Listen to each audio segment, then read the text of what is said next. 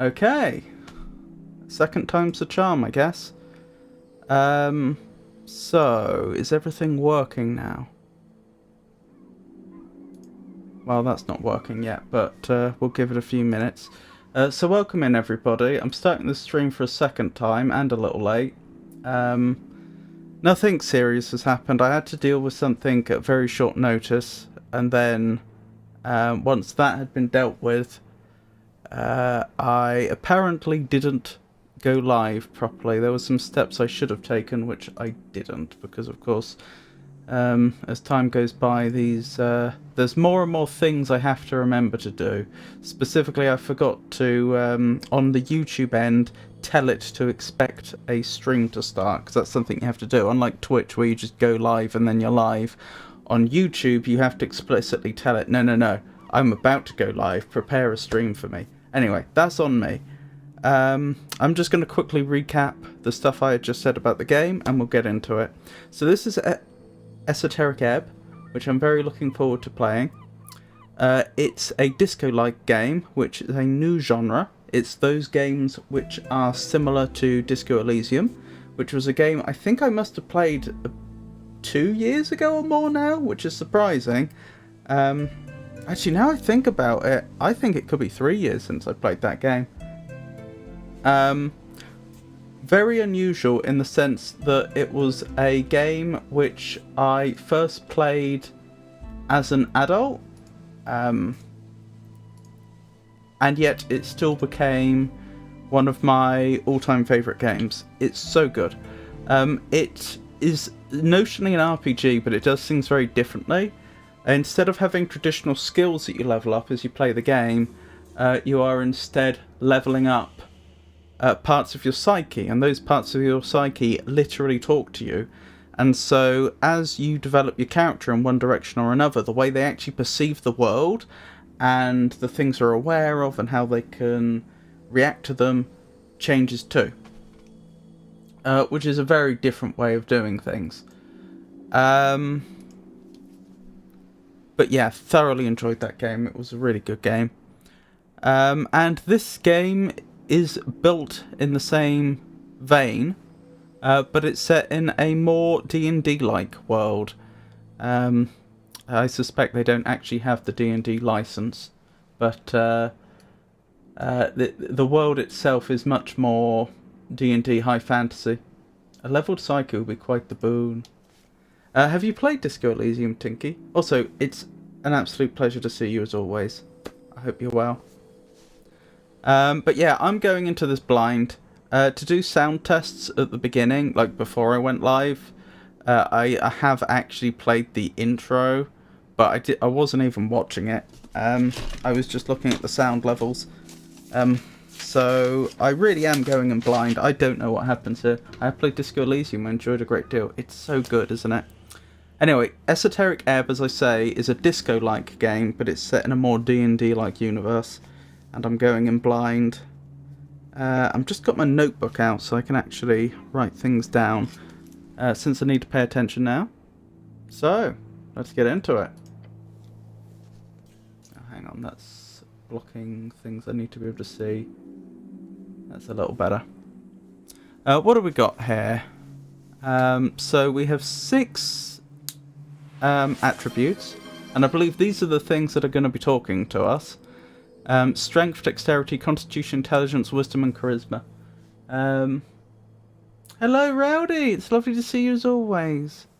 Have you had an interesting day? Oh, incidentally, I should point out, I believe we always play as a cleric. I don't think class is something that we can alter, and I suspect that's just because of, you know, like, budget and size of the team and so on. I get the impression this is something of an indie game, so I don't think that's a bad thing. Like, you know, okay, fair enough, we're playing as a cleric. Every shepherds know the song. It bellows up the river. Earth lives in that sliver of land. Oh, is that where we live? Earth. Torna's lament, folk prayer. Strength measures your natural bodily prowess alongside a testosterone-fueled mindset. As a man, it's only proper for you to hone your figure and its capabilities. But why?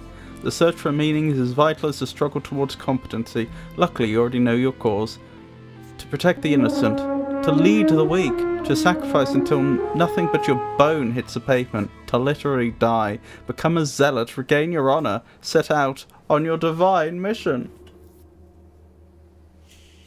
Oh, Rowdy. I mean, if you want to call me Phil B, you can. That is... I don't usually go by Phil B, even though that's my VTuber's name, but if you want. What are... Hang on. Uses... High strength allows you to equip extra items, be violent and or manly, useful in encounters. Religions, fervor and aesthetic nationalism. Increased manhood. Okay. Role. A high-strength cleric votes for the party of Norvik, prays to his dead god, uses brute force on puzzles, punches big bad evil guys in the face, wants to become a real human hero, loves quests simple as. A low-strength cleric is a weak, snivelling rat, bows down to anyone stronger, can't handle the banter, gives up when the going gets tough, is afraid of women, doesn't care about quests. Interesting. I know you are not Philby. What are the pre-built options? Because although it would be interesting to build our own character, having never played the game before, it's unlikely that I'm going to be able to build anything good deliberately, you know? I don't have the context to properly understand the significance of the options available to us. So we have Primal Cleric. What is the nature of a man? Strong, not very dexterous, average constitution, not intelligent at all, but very wise. So not intelligent but wise, not very charismatic. Trickster Cleric, low strength, very high dexterity, average constitution, intelligence, slightly low wisdom, decent charisma. Scholar Cleric, weak, average dexterity, not much constitution, very intelligent, quite wise, average charisma. Beefy Cleric, average strength and dexterity, very high constitution, average wisdom and charisma, and slightly low charisma. Or Unstable Cleric, this is the one I was thinking of playing. Low strength, high dexterity, low constitution, high intelligence, low wisdom, high charisma. They should bow before your ego. I don't know. I just feel like having like some very high stats and some very low stats is going to lead to a more interesting playthrough. Like, I think we're going to get more interesting options.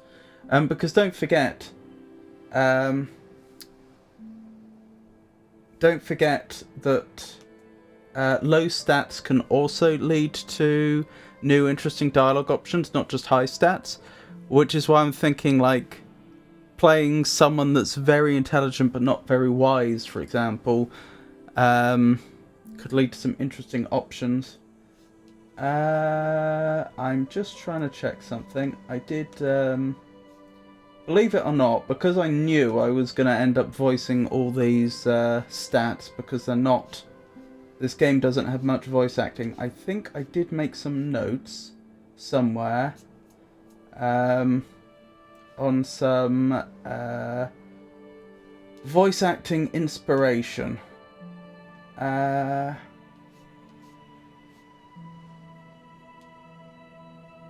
did it go? I think it went there. So that I have some idea how to voice all of these stats when I get to them. But let's go with the Unstable Cleric for now. Hopefully I haven't made a terrible decision. 5 days until the first ever election. An explosion erupts at the heart of the city. No one wants to deal with it, so they send you. An explosion? You mean a literal explosion? The weakest cleric in Norvik, albeit one with incredible conversational skills. Well, there you go. Complete your quests in any order. Don't be afraid to make interesting choices, and remember to always play the winning side. The campaign will take you from level 1 to 6. We'll play for about 5 to 8 sessions. It's been a journey to put this together. I hope you have a good time. And you're unstable. Right, sure, I'll expect the worst. Go wild, buddy. Oh, that's a spell. Play the winning side. Is that actual advice?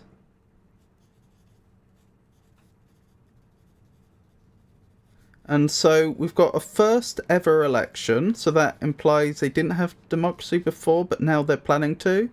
So what came before elections? And there was an explosion in the city.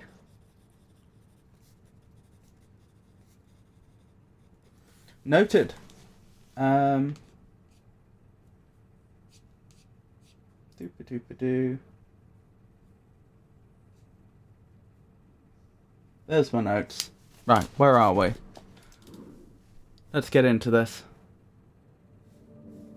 Hello Rob, I've just returned home. I'm now experiencing the advertisements. Hello Rowdy, nice to see you here. I'll go for my dinner now. Talk to you later. Oh, okie dokie, Jenny. Sorry I was so slow to respond. I hope you have a lovely dinner. I'm doing background check paperwork. Oh, okay, Rowdy. Is that a god? I don't know who Yor is. We should definitely write that down. Hang on. Aren't they speaking into my head? Are they part of me? Because I'm pretty sure they've done the same thing Disco Elysium did, and you're unconscious at the beginning. I'll put God ? Truth and nothing else, a voice declares. What is your name? Intelligence, DC 8, success. Ragnar. Your name is Ragnar. Okay. Our name is Ragnar, apparently. Hang on. What? Ragnar. Your name is Ragnar. DC 14. And in your statement of citizenry, Ragnar Hemlin. Okay. Good information. Good information. We're Ragnar Hemlin. Why does it say in your statement of citizenry, though? Does that imply we didn't have a surname and we just invented one? Dexterity. Ragnar, is it? Don't think you're called that very often. Charisma. DC 10, success.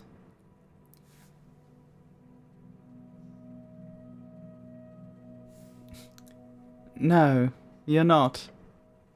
Which is quite embarrassing when you think about it. Ragnar, doesn't sound right. Ragnar Hemlin. Ragnar, stay silent.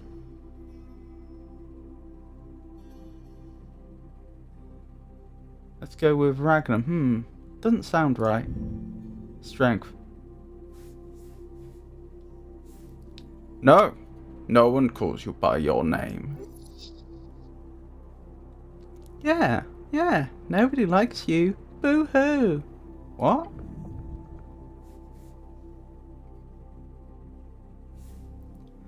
Actually, your name is Eric. Wow, look at that wisdom graphic. It looks a bit like Hermaeus Mora.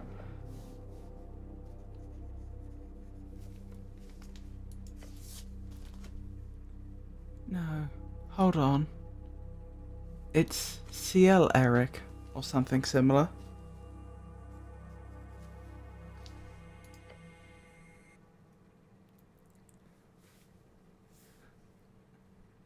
No, stop this ridiculous behaviour. Your name was asked. It is Ragnar. Wait, didn't they used to call you... Oh, blimey. CL Eric? That sounds like cleric. Ah. Yes, that's what it was. Fool. So my name is... Yes. Yes, speak it.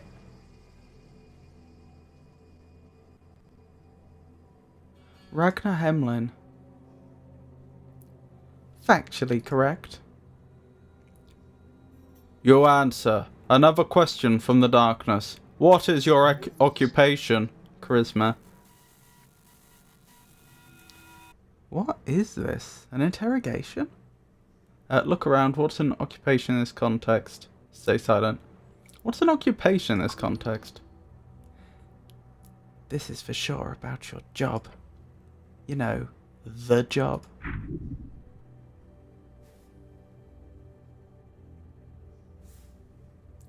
Your class.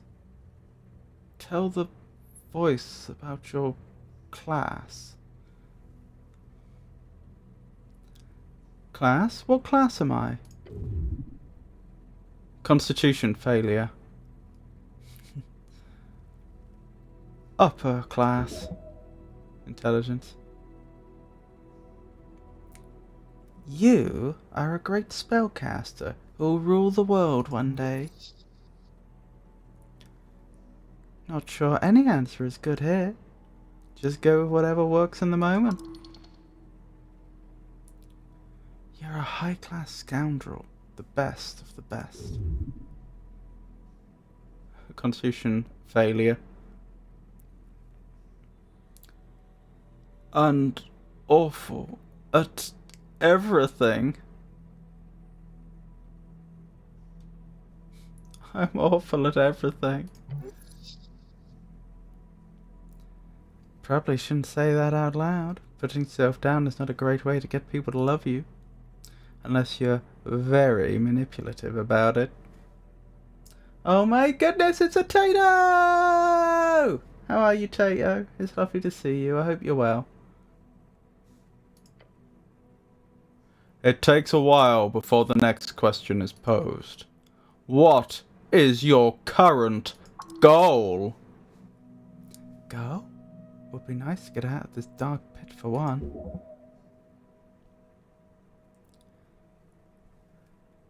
With your gift, you can easily take control one day.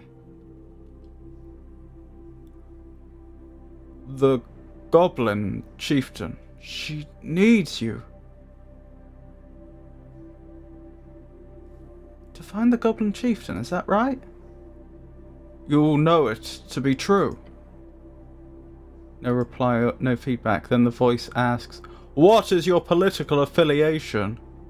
The question strikes your entire consciousness, sending it spinning. This is a setup. Has to be.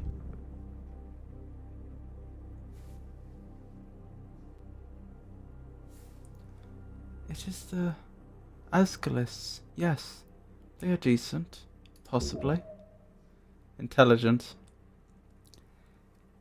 It is the duty of the powerful to lead. That is you. No one else. We've moved beyond the bounds of dictators. We are free to make our own choices, thanks to the revolutionary free striders. Elections are exhausting. It hides in the back of your skull a fact that you are bound to be a nationalist, and it frightens you, the pressure. Tato is I. I'm glad to hear that. So the nationalists, the Asgalists, the free striders, I don't know any of these. I should be in charge as a god king wizard lord. Actually, I'm apolitical. Well, again, I don't think I'm going in hard for the sensible roleplay this time. We did pick an unstable character, so let's go with 5. I should be in charge as a god king wizard lord. Once we based our worth on knowledge and ability, it shall come again. The voice is fading. This is the end. The final question. How did you die? Now's your chance. Break free. I fell into divinity. She took me whole. I died when he died. Stay silent until the darkness ends. I am not dead. I like that text effect they did with the shaking letters.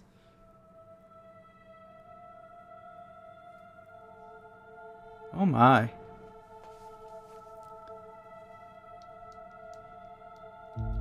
Game by Christopher Beauregard, I think that said. That's our character. What they're falling through, I can't say.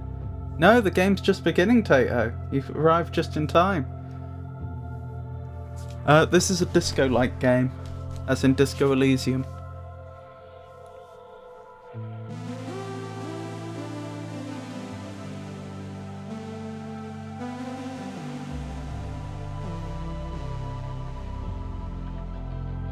I'm looking forward to this.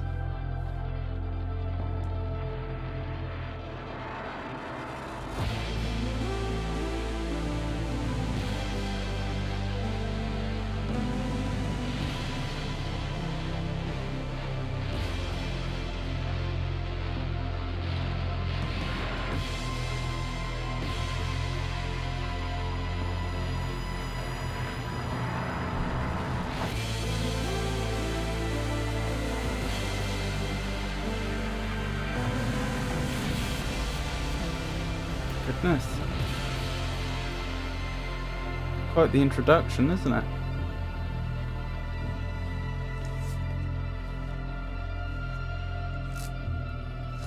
I'd better write down my voice notes for each of the stats.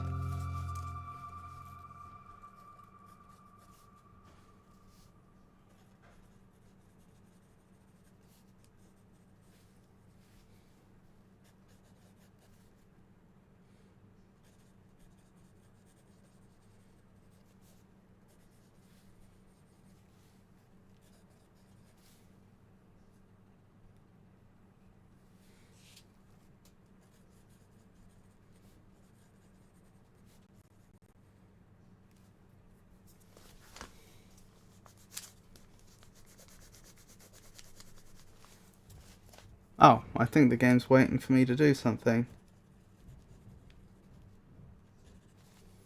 What? So we're lying down. It does look... Oh, that looks like it could be a body that's been covered up. And I have to say, it does look a lot like we were laid down here dead as well. So perhaps we have been resurrected. A lot of apples, it looks like. Pots and what have you. Oh, March 22nd, 27 PE. That's important information. March 22nd, 27 PE. Whatever PE is. U. Oh, fresh. Start. Get up. Your body aches, it's stiff, as if you've slept for days. Don't sleep in the armour.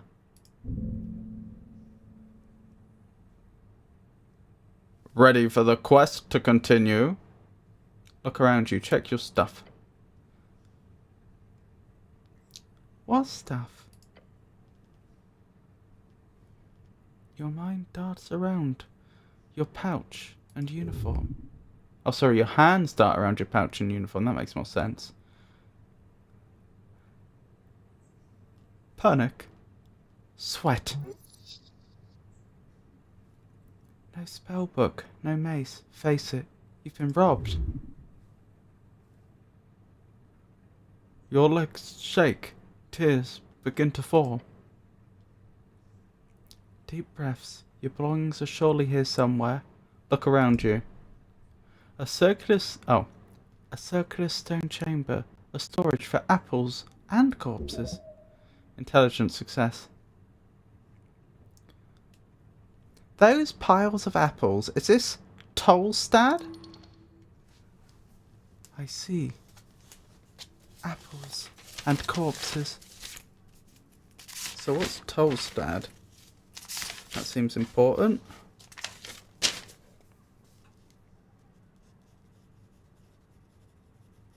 Apples and corpses. Not a rotten apple among them either, which is surprising.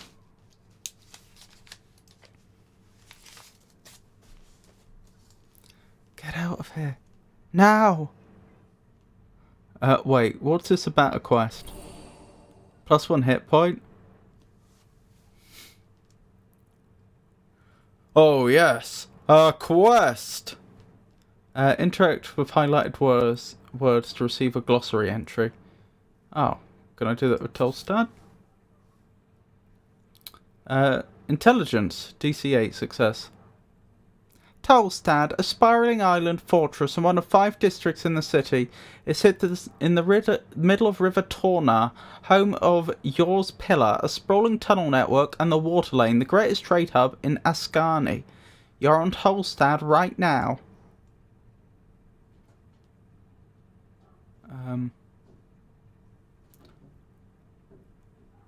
Earth be blessed.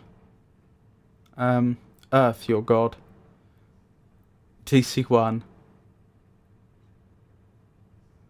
Do I remember everything? Oh, that's probably... that should have been... Do I remember everything? Wisdom. Not sure. Do you have some sort of amnesia? Intelligence. No! Just remember it. Your thoughts are scattered. Let me add a few more of these voice notes.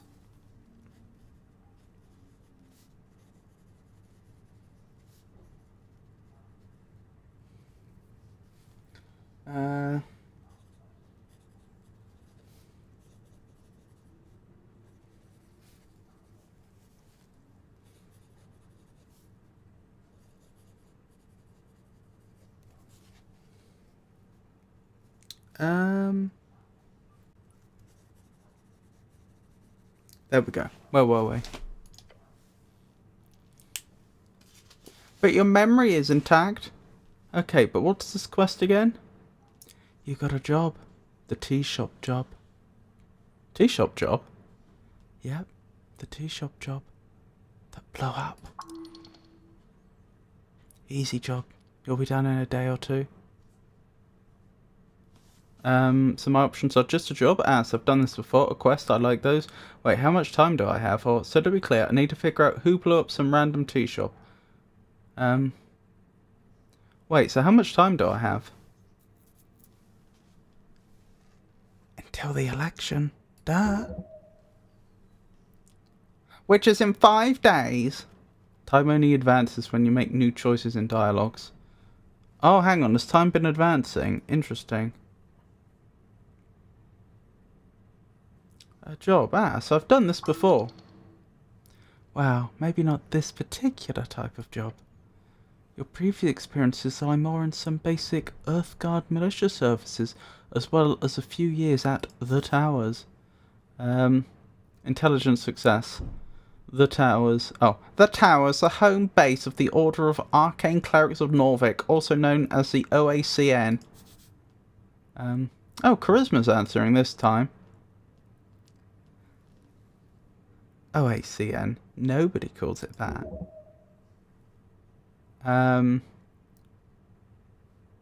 Rogue sorcery was not your main subject, but yes, you read a lot about these types of fiery events. They're not too uncommon these days, however this incident does appear overly complex. So to be clear, I need to figure out who blew up some random tea shop. More or less. But you've got like 5 days to do it, so no stress. Charisma. There's also politics involved here. You'll love it. Yes, let's finish this job. That's right. You'll do great. Oh, wrong voice. That's right. You'll do great. Now, get going. Alright, but first Oh, I've lost a health point. You'll feel dizzy. The weight of the Earthguard uniform. A dull pain takes hold. Your body aches. Its contents rotting. You must consume an apple.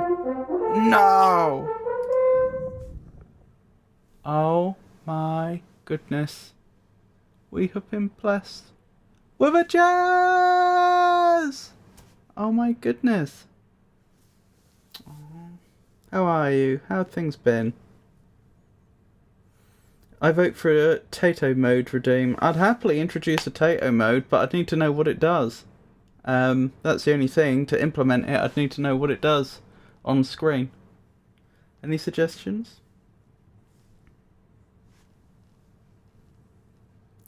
Wisdom failure. There are many cat apples here. And corpses. Corpses? What is this place? Just take it easy. You might have failed at getting the first two, or 300 people to like you, but you've got 500,000 other folks to fool in this city. It is with the utmost confidence that you know, eventually, someone has to love you. If your stats are high or low enough, chimes will appear in your mind. They will suggest, inform, and offer unique paths. Trust them at your own risk. Mostly okay. Tomorrow I leave for a 5-day festival. Berlin first, very excited. Oh, that's wonderful. That is wonderful. I hope it's not too much to ask. Is there any possibility of getting to see some photos from that festival if you take any? I just think it would be nice to see you having a pleasant time. But if that's too much to ask, I fully understand. Manipulate everything. Oh, that's very nice of you, Tato. Tato, thank you for giving one renown to Jazz. That was very kind.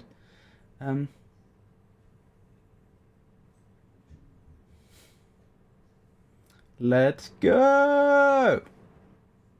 I'm certain I'll take a few. I can send some your way. Oh, that's very kind. Yes, thank you, Tato. Evening, mans. So this is a disco-like game I'm playing right now. Jazz. Called Esoteric Ebb. Are you familiar with either Esoteric Ebb or Disco Elysium? I don't have enough channel points to award renown. Aww.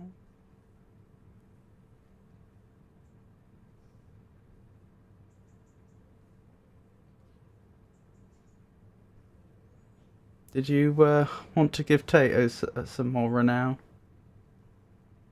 I've received your renown, don't worry.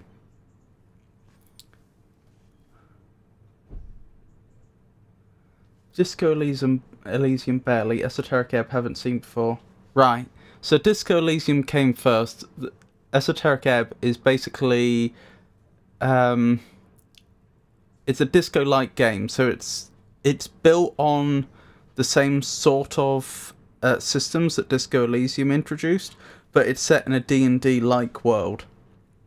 And so our stats are talking to us and chiming in, as it were.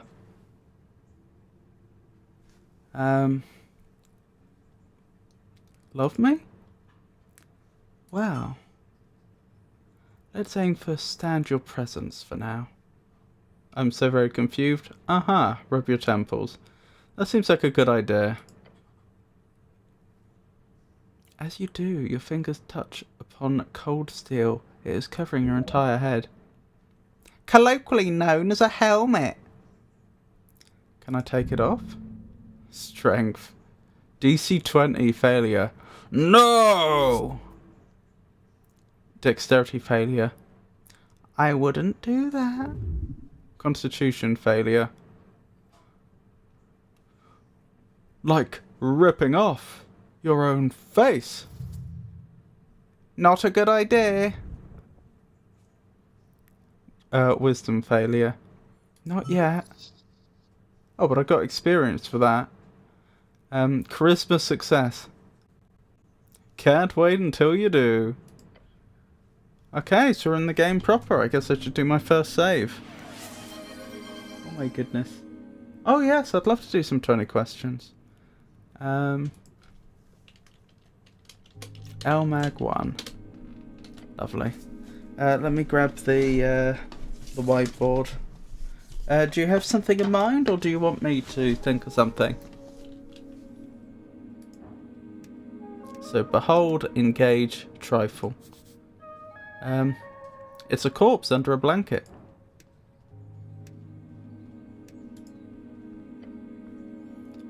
You stare at a blue rag. It's draped over the outline of someone. Intelligence. Human. Oh, human, male, over 40. Human, tall and beautiful like yourself. Known as the pest of the coast by those who are less inclined to reproduce like rabbits. The coast, also known as Yours Realm, is a strip of land divided into 8 bands. The further inland you go, the closer you get to the infinite wastes. It is theorized to be a ring or a half sphere due to the bend of the horizon. The infinite waste, starting at approximately 1,000 or so miles from the coast, depending on various factors. This land is inhospitable, unexplorable, and quite frankly cursed. Each band has its own flavour of this waste. You better win this, Mans. I'll give it my best. If Mans wins it, Mags has to give me free renown. Well, I was going to offer to do that anyway. If that's what Jazz wanted. Oh, you do have something in mind. Okie doke.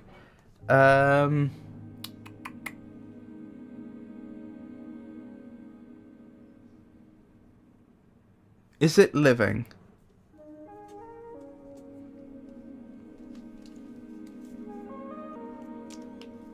What are my options? Sir, you can't sleep here.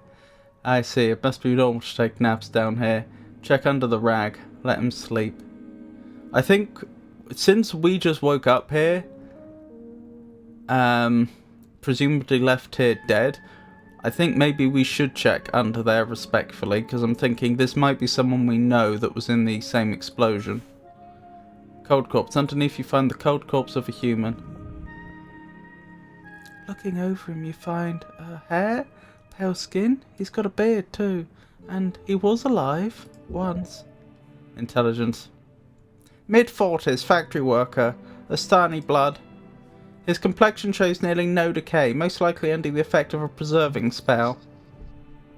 Yeah, this guy looks fresh, like he could just sit up and talk to you. The DC difficulty class of a dice choice is determined by how challenging that roll will be for you. If you select a dice choice, you then roll a 20-sided die. If you get the same or higher as the DC, then you succeed on that roll. Intelligence DC 10. Examine him closer. Well, I think we should definitely do that. It's not alive. Okay. Is it man-made?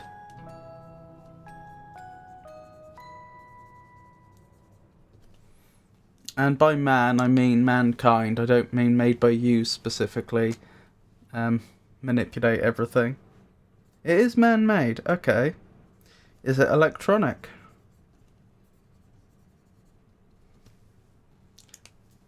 Give it a go. Yay! Success. It's not electronic. Okay.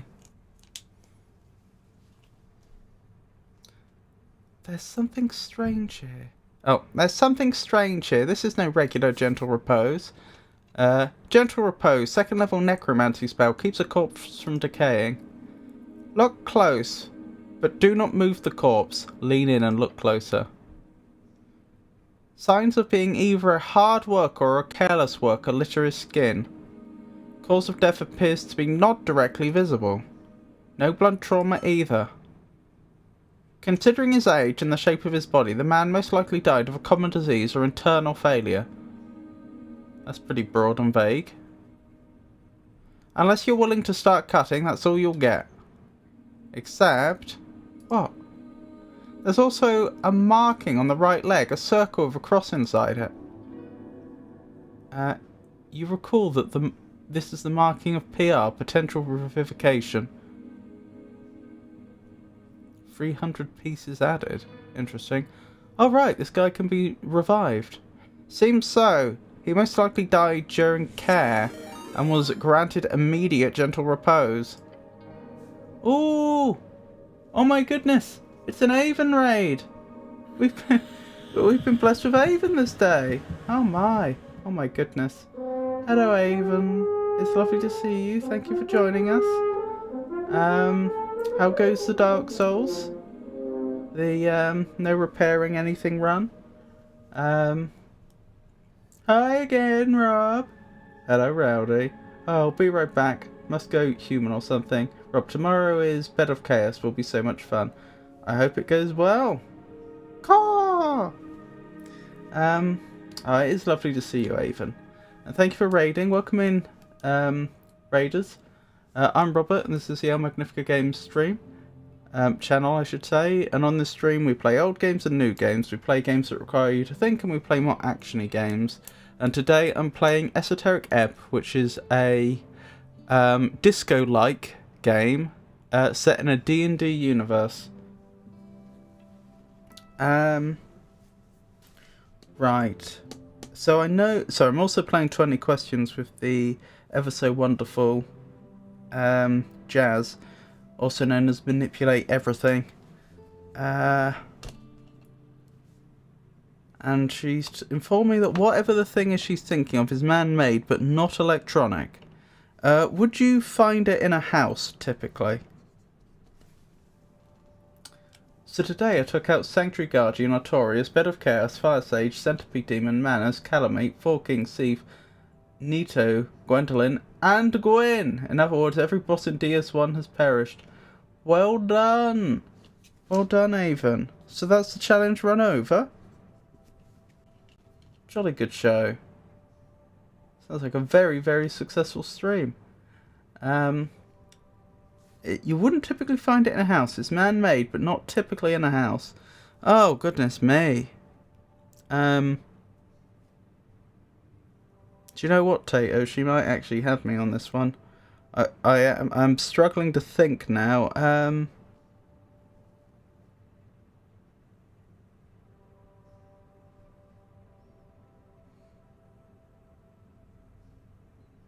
Is it industrial in nature? You know, is it used to produce things? However, clearly did not have an RF, a revive fund, nor did he have family members with enough ready cash.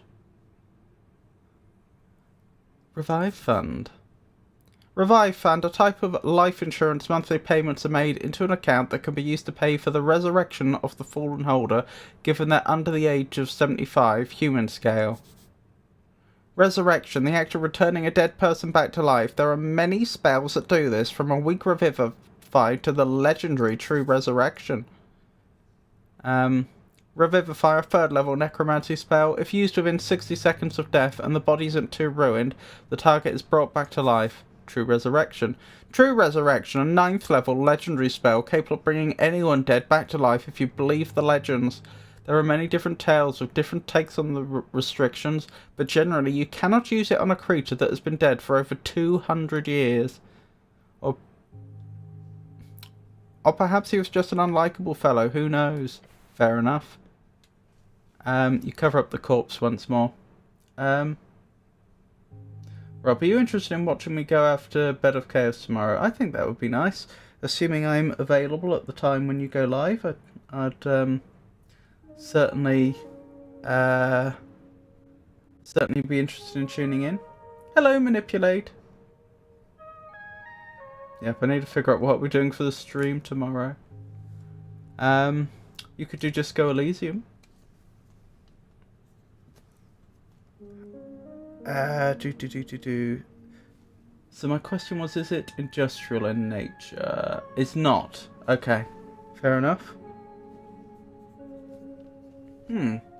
Is it to do with art? Is it artistic in nature? Okay today, but good in general, thank you. How are you? I'm well. I need to do things outside. Points. I'll have a lovely look. It's not to do with art. Okay. It's not industrial. It's not to do with art. Is it to do with controlling the landscape? So I'm thinking of things like sea walls, that sort of thing, where we change the landscape to better suit human habitation.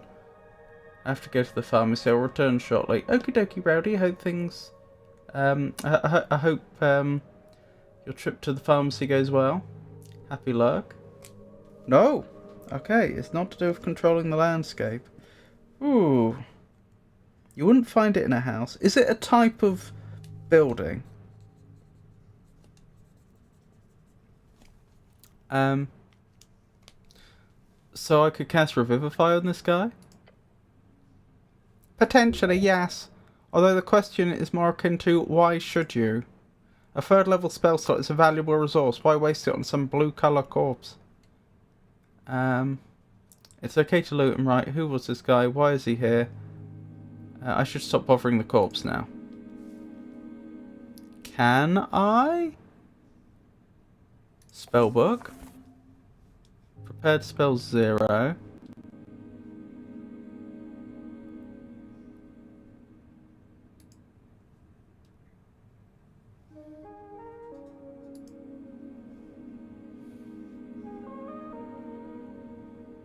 Okay. Alright, I should make a note about this. I may come back and resurrect this person later on.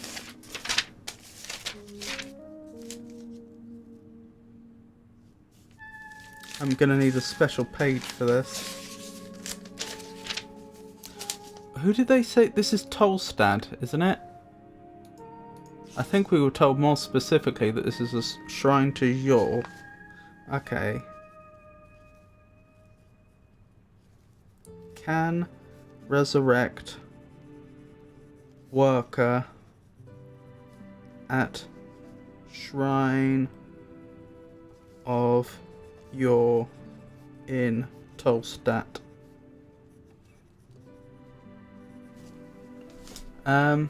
Yes? I enjoy the soundtrack. The soundtrack is good, I have to admit. I do like it.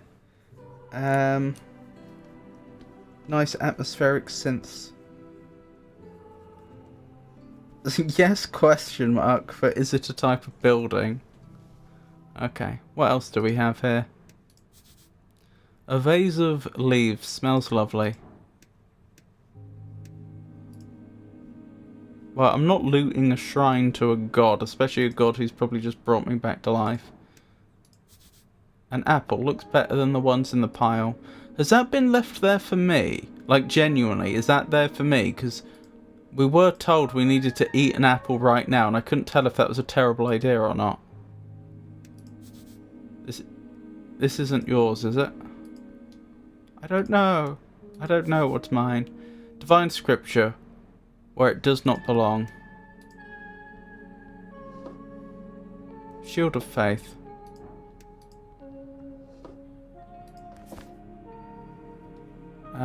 I should probably return that to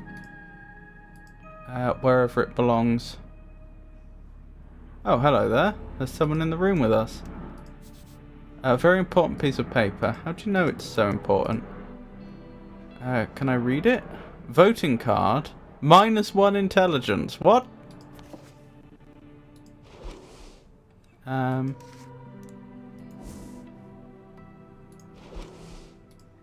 How do I do things? Voting card. A scuffed voting card made out to Ragnar Hemlin. It's from a dwarven office for some reason, and someone has checked in all 5 parties on the list. You need to bring this to a polling place on election day if your voice is to be heard. Wait, so we ticked every single box on our polling card. I mean, I'm going to interpret anything that was on there with us is probably ours.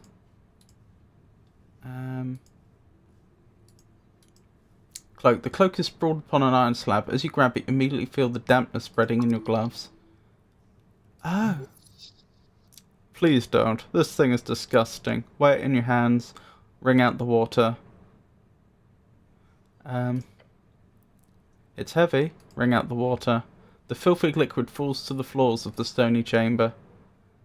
Should I wear this? No.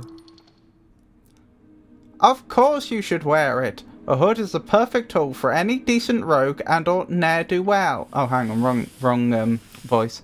Of course you should wear it. A hood is the perfect tool for any decent rogue and or ne'er-do-well. So what if it's a little damp? You have to wear it.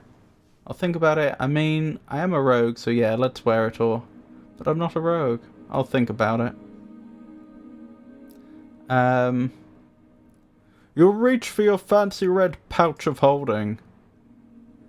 The cloak easily slips inside, into the extra-dimensional space, with a satisfying... I really love my pouch of holding.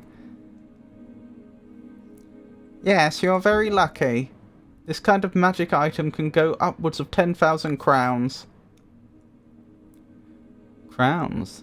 The Norvikian crown, the main coinage in Norvik.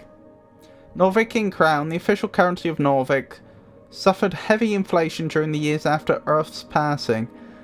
A meal is somewhere between 5 to 20 crowns, a cheap month's rent is 100 crowns, a spell book is 50 crowns, an average salary outside the city is up to 300, average salary inside the city is up to 500. Earth's passing. The day your god died. Norvik used to celebrate this with fervour when you were little, as many fanatics believed he would return if they hosted a truly legendary feast. Earth's passing. Drink and feasting, with family and friends, mostly used to ignore the darkness of winter outside. It's not yours, though. It's the city's. You can't just use it for anything.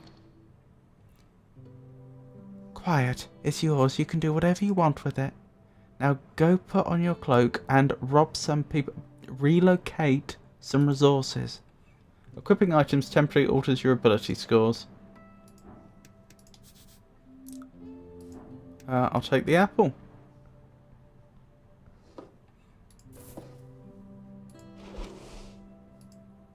An apple grown on toaster. The colours ripple across the surface. Consuming it will save your soul. That... okay, that seems extraordinary. Consume! Very well. I wonder if it, like, locks our soul to this plane or something. Because there are all sorts of tales in mythology of, you know, oh, you eat food in the afterlife and then you can never come back, that type of thing. Right, where were we? It's yes question mark to a type of building. Okay. Would you find it in most towns?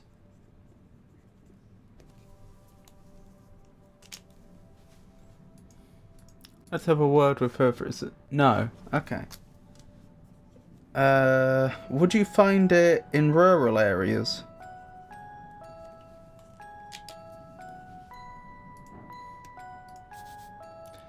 A guy, he looks indecisive. Zombie, you approach a shambling man by an apple pile. He does not acknowledge your presence. Greetings, citizen! Zombie, glancing under his hood, you catch a blank expression spread upon a dried face.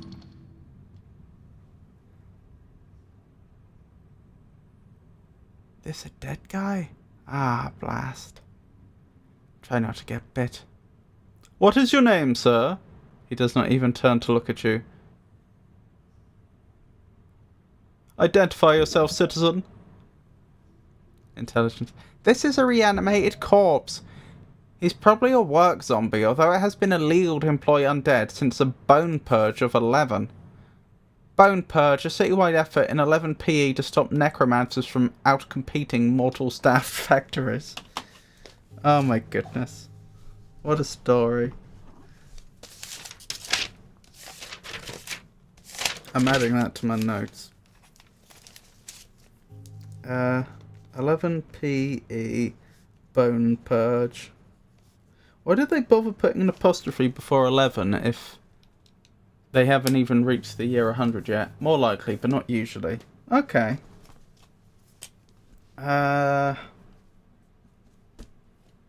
Would you find it in a city?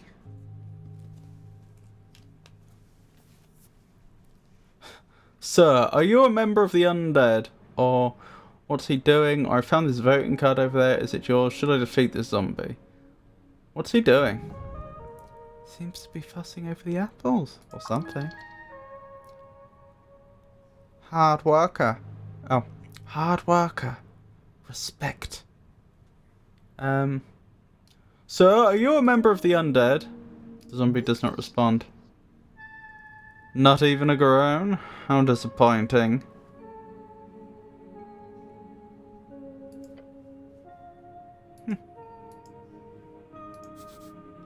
A great mountain of apples. A pile of apples. Nope, not in the city. Okay. So not in a town city, and not often in a rural area. What on earth is left?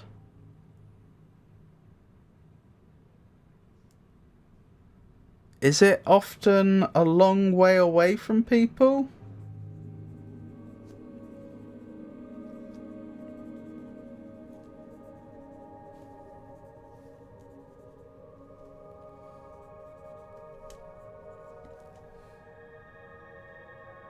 You said it's not electronic.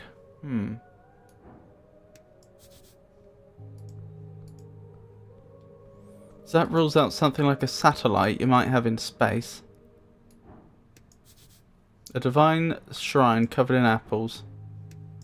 Oh, can I do my spells here? Shrine of Earth.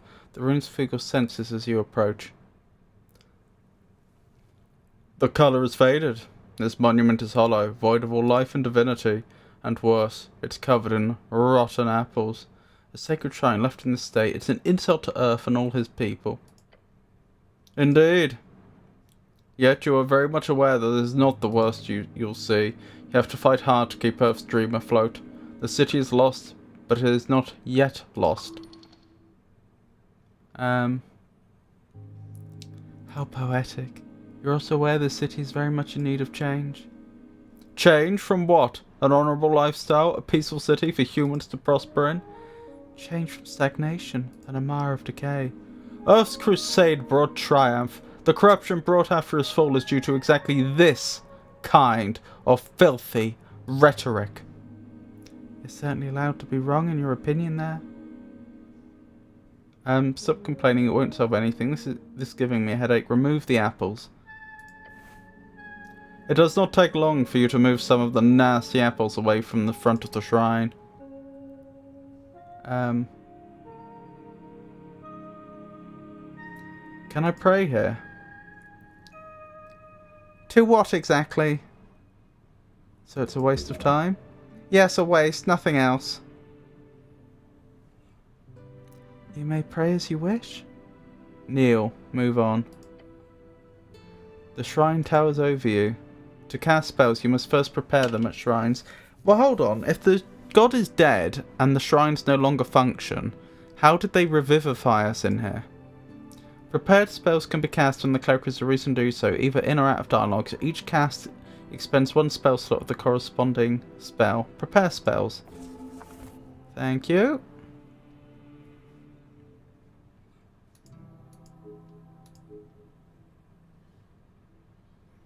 So I still don't have access to higher level spells. Or even cantrips. That's really weird. It's weird that I wouldn't... I wouldn't even have the normal spells and cantrips you'd expect at level 1. And we don't even have a spell book or anything like that. So that doesn't figure either. As in, like, a wizard would have a spell book, and if they lost that, they lose their spells. But that's not how clerics work. I should have access to them all. If I ever had access to them. Staring at the chiseled monument, you focus your mind. You take a deep breath and begin your prayer. And... tranquility. Contemplate the tea shop, contemplate the election, contemplate your class. Can I return here when I have more things to think about? Finish your prayer. Right, so whatever this thing is, it's not electronic, and it's often a long way away from people. Are they more than 200 years old?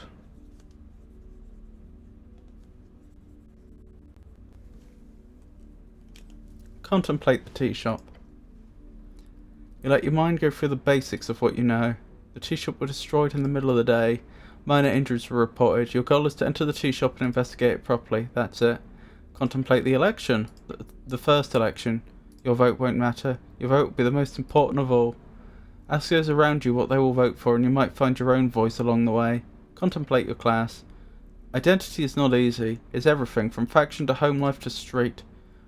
What you choose might be a first step. Choose wisely.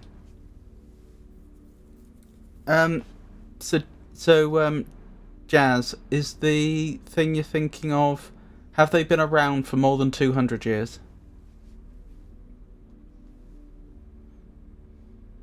Can I return here when I have more things to think about? Always. Talking to yourself, huh? They have? Okay. And we know they're man-made.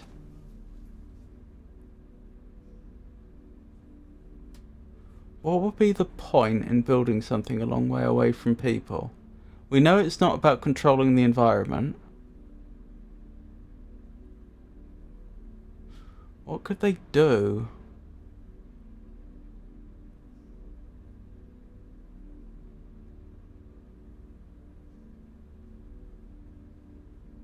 Are they practical in nature? Are they doing something that actually demonstrably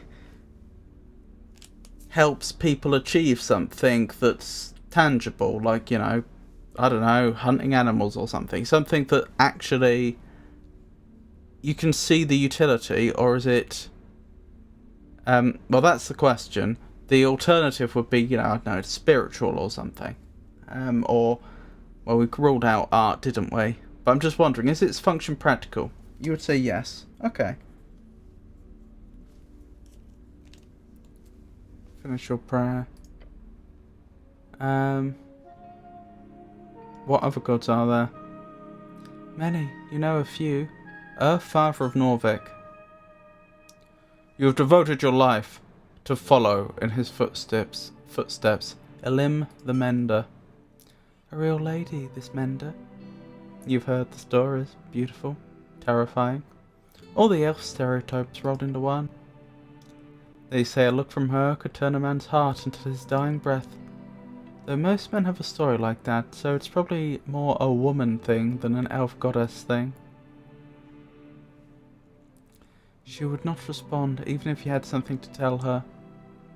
She's mostly known around these parts as that crazy witch that broke in and charmed 100 warriors back in the day. It's a classic tale, but Earth had a nice chat with her, and everything was fine. Earth and Ililm stayed away from each other's business, officially at least. Ililm, an ancient elven empire, now a shell of its former self, once ruled by Ililm the Mender, a walking god who signed a treaty with Earth. Their great woodlands stand at the border between Ascan and Reeds. Reeds, one of 8 bands along the coast, is a temperate land of lowland and many lakes, commonly seen as the homeland of humans. Large portions are still cursed, holding entire undead cities, internally burning valleys and floating mountains. Band, an esoteric divide, splits the circular coast of Yor into 8 geographic areas, commonly known as bands. Each band has unique esoteric and natural traits and stretches from the coast to the infinite wastes. She died a couple of decades before Earth did. Nowadays the elves are a bit more expansionistic. Dearie me. Built away from people but serves a practical function.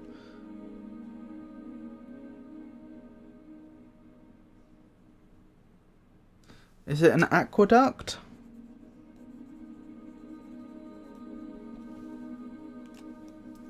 Tokig the Gambler.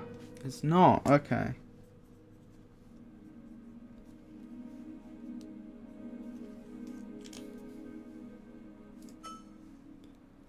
A trickster, the type of god only famous for his ridiculous ploys. Praying to Tokig would, if for some reason... Oh. Praying to Tokig would, if you for some reason would get a response, only result in the exact opposite of whatever you wanted. Lady Fair. The halfling deity of Ascan, but she only had that divine spark for a few days before being slain. Said she led 5,000 halflings through the snowy hills filled with foul foes. Never once were they spotted. I'm afraid you're not too familiar with the Fordnip's goddess, nor how to pray to her. These are not actually gods, are they? No, not gods, technically. It is complicated. In short, gods weren't allowed on your turf, so they sent subsidiaries. Something like that, yes. It's one of the big schemes of influence. Absolute genius. A ruse played by powers in the beyond. Ridiculous.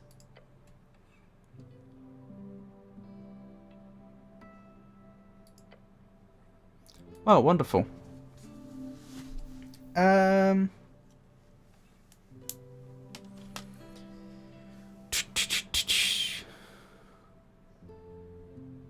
So it's a building or building adjacent. It's man-made, but it's usually built away from people. They've been around for over 200 years.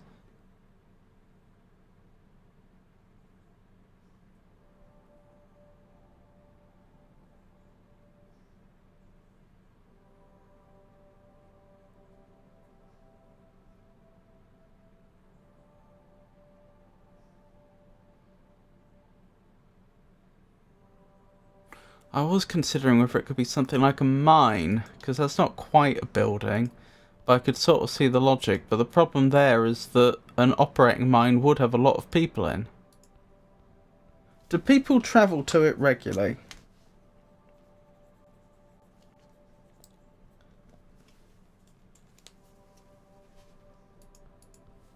No.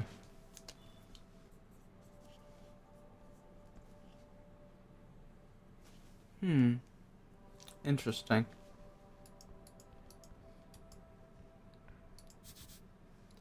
The air is cool in here. An esoteric effect. Anything else in here? I think we've done just about everything. I should probably check what that divine shield does. How do I find out? Oh, questing tree. Whoa, what's going on here?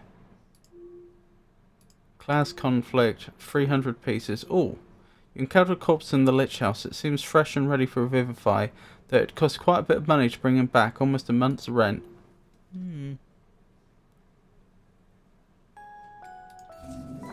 But yeah, I'd like to... Can I not find out what my spells do?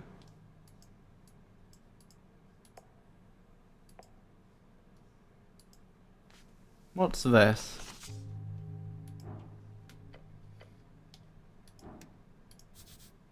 This one looks good.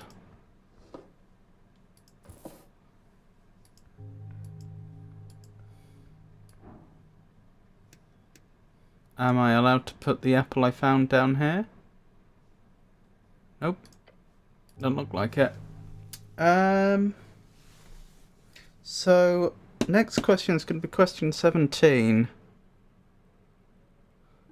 Serves a practical purpose, isn't about controlling the terrain, is man-made, not built near people, and isn't travelled to very commonly.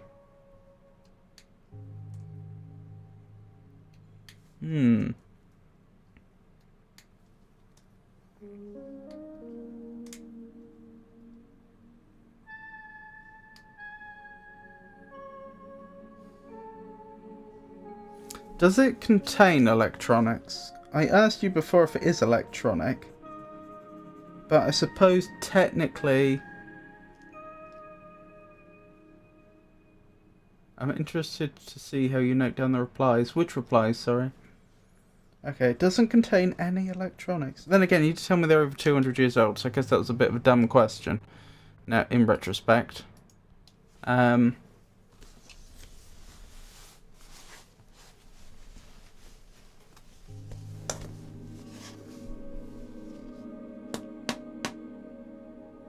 Her.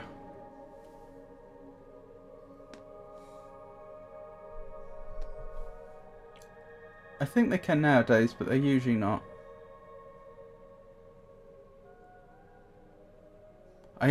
Briefly I thought for a moment a lighthouse, but a lighthouse has a person in. Okay, maybe nowadays they don't, but certainly throughout almost all of history they would have had a lighthouse keeper. A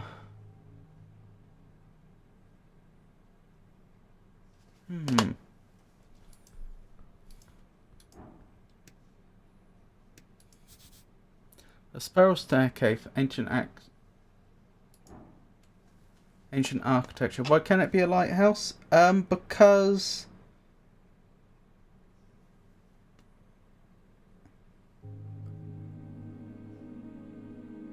actually, to be fair, with a very strict reading of your questions and answers, I suppose it could be. I was about to say, because you said it was built a long way away from people, which implies that there's no people there, but then I suppose you could argue that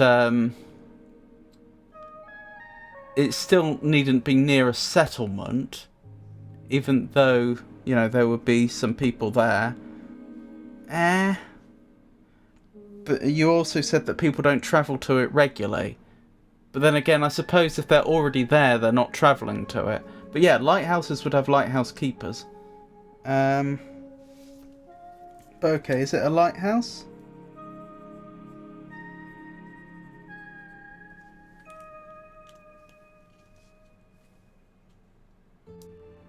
No. Alright.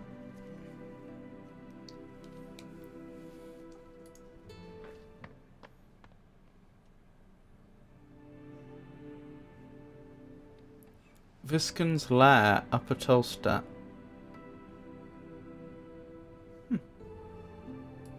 Interesting. Good morning, cleric.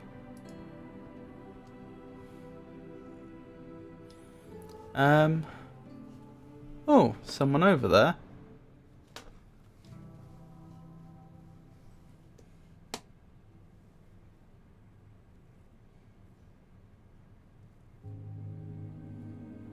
I mean, it wasn't uncommon to have families in lighthouses, actually, in times gone by.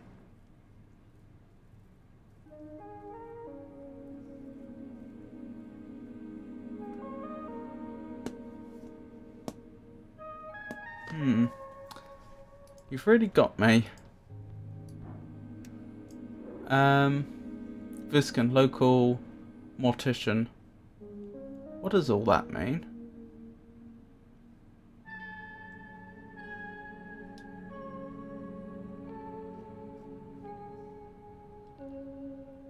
Something I'm missing here. Intelligence, behold.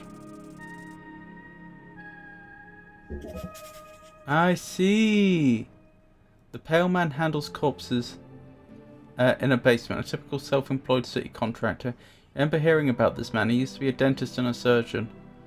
His study into the magical realm is immense, far beyond her capabilities. Some of these texts he surrounds himself with would suggest he can cast 5th or even 6th level spells. Could be higher, couldn't it? But I can come back to try again and do another intelligence roll at some later point. Oh wow, he's intelligence 20 plus 5. Well, we learnt a lot from that. Human reads folk. Level 17 entrepreneur. Oh, that's incredible. The pale man sits hunched over a stack of forms. Busy at work, his pencil slowly filling out line after line. On the top paper, you see an icon of a serpentine drake. A great purge. These are official documents of the city. Up and about, are we? Wonderful. I am Viscon, local entrepreneur and proprietor of this lich house. It appears you don't really belong here, but if there is anything I can do, cleric, just let me know. Lich house, a mortuary, a holding space for dead bodies. During the times of undeath, they are known to be heavily guarded. He smiles at you. Failure. You can trust this man. Strength. Bow before this creature. Charisma. His smile causes you to stir a deep feeling of unease, as if it is almost there, but just not quite.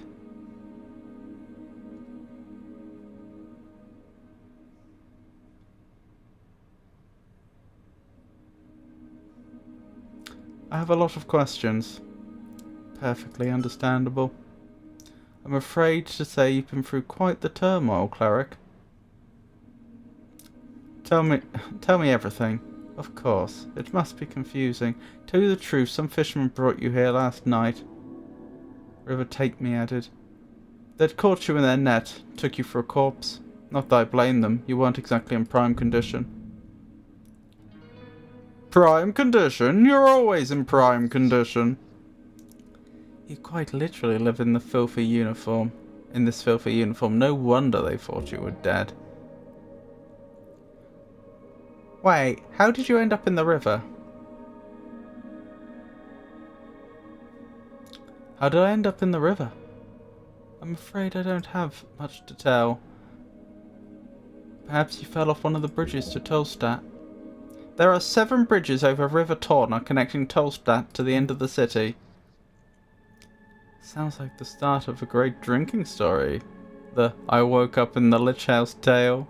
You don't have a lot of those, so that's good.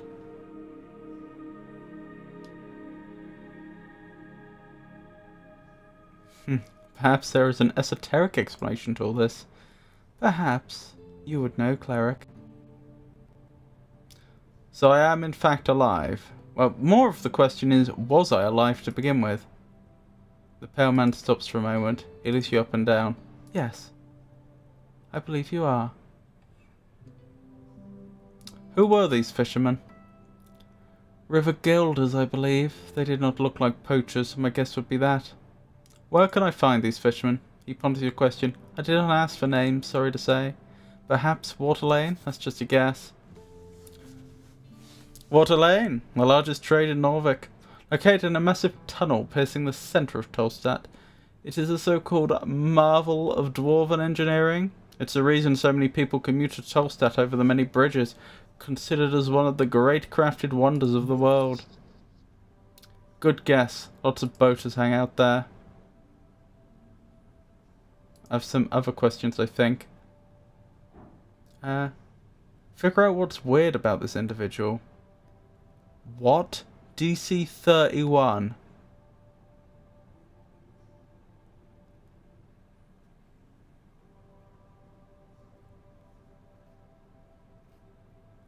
I mean, does it count if I get a natural 20? I didn't get a natural 20, did I?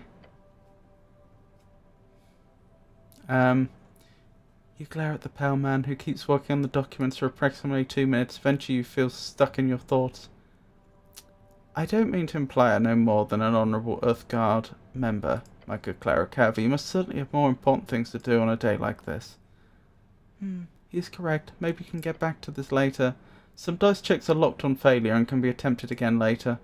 These checks are unlocked on a long or short rest or by spending shards of yore, but a roll with very high DC should probably be lowered before attempting again.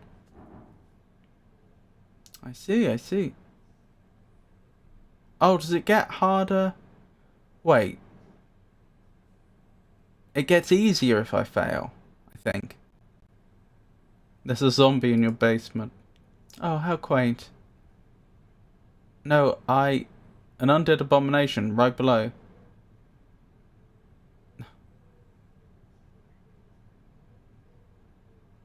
Sure, why is it there? We've closely connected with the city below. The undead seemingly wander as they please. City below, short for the city below the city, a phrase used to describe the incredible amounts of tunnels and ruins below Norvik. Lots of monsters and stuff down there, also riches, if you delve deep enough.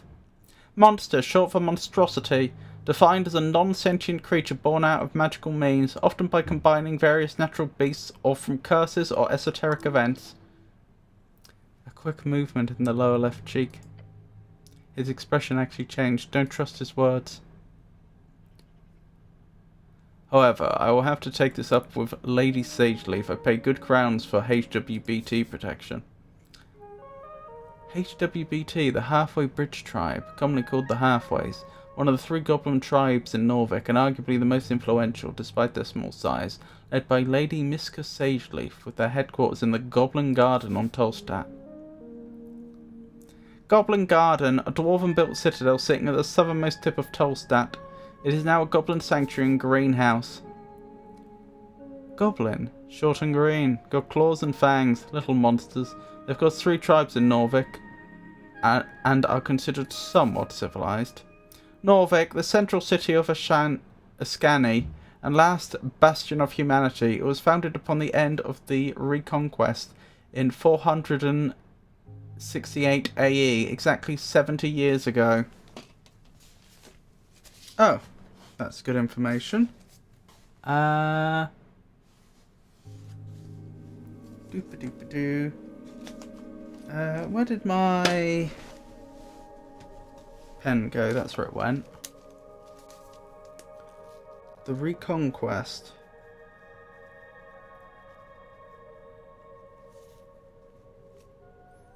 Uh, 486 AE. Now, I know we are currently in 27 PE. It'd help if I knew if that is a year naught or not. If they don't have a year naught, then go back 26 years, you're in the first year of PE. Go back 27, you're in the last years of AE, presumably, if there was no intervening period. So if that's exactly 70 years ago, yeah.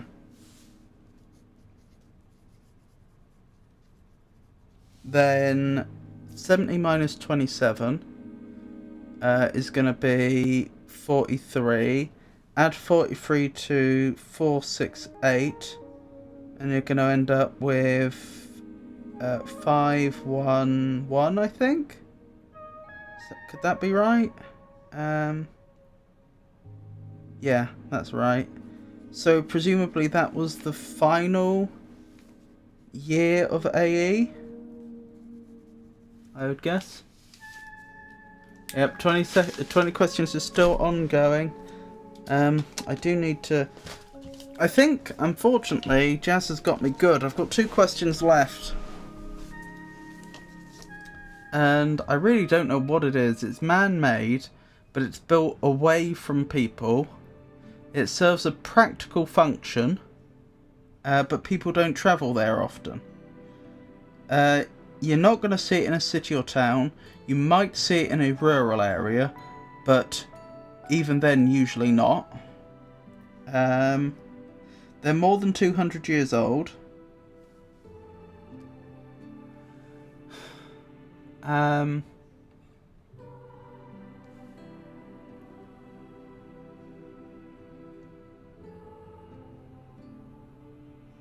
No electronics. I guess you're right. Could be an old-fashioned dam. Not like a generator or anything, just simply a dam. Oh no, it's got nothing to do with controlling the landscape. That's why I ruled out a dam. Because that would be controlling the landscape. I don't think it could be a well, because why would you build a well somewhere where you... where people don't travel to and it isn't near any people? I know it's got nothing to do with art. Alright, question 19. Is it useful from a long way away? Because you say people don't travel to it very often. Just to confirm, is this something which people benefit from even when they're distant? No.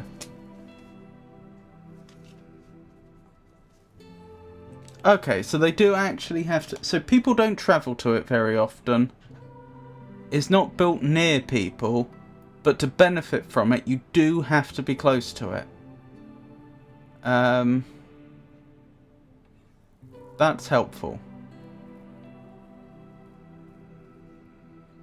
So it sounds almost like some sort of... something for emergencies. I'm thinking like those emergency... like lodges that they'll build in mountainous regions. A bell tower? I doubt it, because most of those would be built... Like, you wouldn't build a bell tower in the middle of nowhere, would you? We've already ruled out that it's built... We've already established it is not built near people.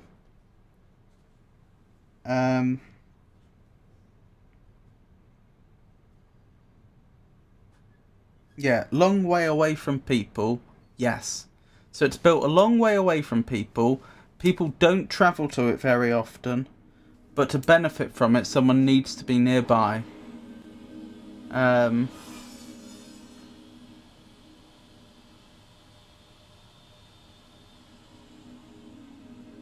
I've only got one more guess. The Reconquest, a historical event in Norvik. It began with Earth's landing in 466 AE, and it's said to have been finished by 468 AE, when Earth finished eradicating the trolls who roamed the ruins of Tollin Cattle. It is a point of contention if it should be called a reconquest or just a conquest, as no humans had ever lived in the location before. Oh, so it's all a misunderstanding then, good.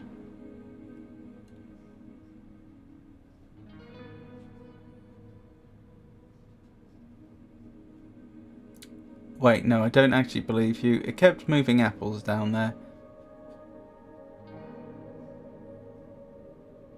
Wait, no, I don't actually believe you. What do you mean, cleric?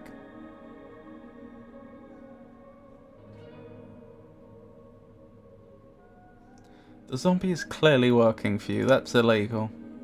I greatly apologise for putting you in this situation. It is my neglect that led to the undead creature entering the tower. I'll make sure to tighten up security in future. This isn't... Ost will do a clean sweep of the basement this evening. Get ready. The kobold gives a screech yell. Yes, master! I'll also make sure to report this to both the HWT and the militia. He won't let you get a word in. Amazing. Oh, he won't let you get a word in. Amazing. You're clearly doing something shady here, so... Of course, I'll be sure to ask for a thorough inspection by the PCG. Pest Control Guild. Pest Control Guild, one of the oldest guilds in Norvik. They're supposed to keep monsters at bay and clean up any unwanted critters across the city. These days they are so bogged down in conquest from citizens and the city that they usually have backlogs for months. The Pale Man is twisting the entire situation. Smart. If there is anything unbecoming about my business here, it shall be uncovered and unveiled. Oh my goodness, he just keeps going. Thank you very much for your service, cleric. It is because of great men like you that the city still stands. I'm sure a good word to your patriarch will ensure a promotion of some kind as well, especially with this great work that you're doing on the tea shop. This Patriarch, a top local clerical rank in Norvik, different from Lord Patriarch, which is a traditional administrative leader of the city. Only about a dozen men currently hold the rank. They manage a section of clerics each at the towers. He's going circles around you. It's time to step in. Argue. Argue! Resist his incredible auditory power. I'm good at charisma, but am I good enough? No! Wait, success? No, I just hit it. I barely hit it. Focus on the main point. Illegal zombie, go. Stop. I know what you're doing. The Pale Man opens his mouth to respond. The zombie did work on your property. He closes his mouth and looks at you. It was picking up apples or something. That's a violation of the bone purge.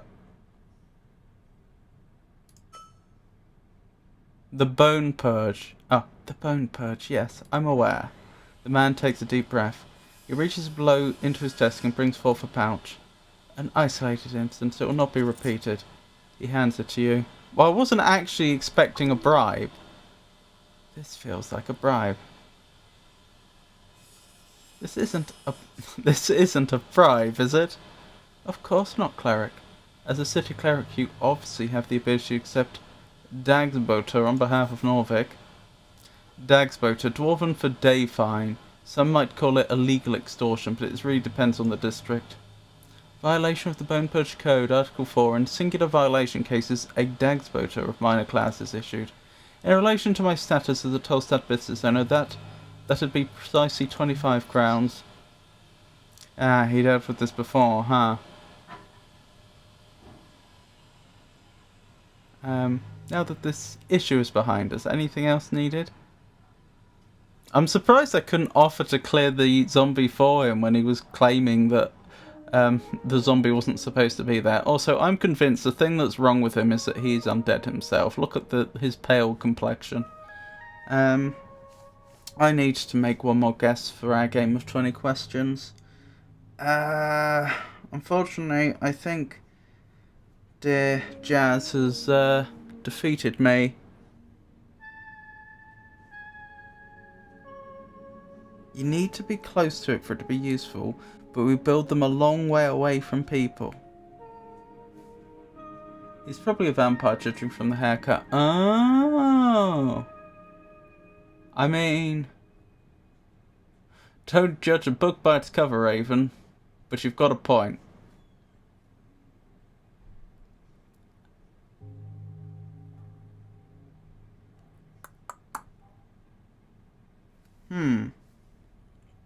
Is that a scalpel he's got in one hand?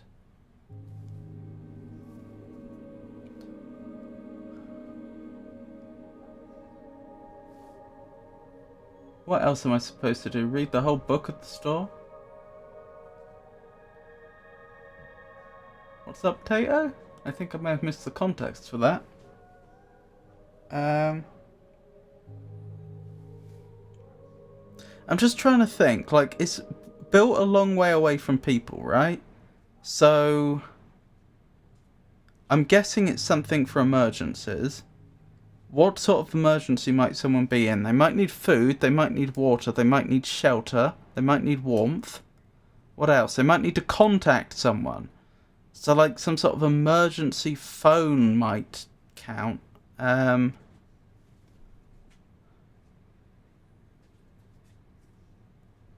I may be being very dumb, but I can't think of anything else. About judging a book by its cover. Oh, I see. Yes, very clever, Tato. I've only ever seen that haircut on vampires and the occasional anime punk. The flagged collar is also typically vampiric design language. I see what you mean. Well, when we have a rest, we may have to come back and attempt the wisdom roll again, although it's a very high DC.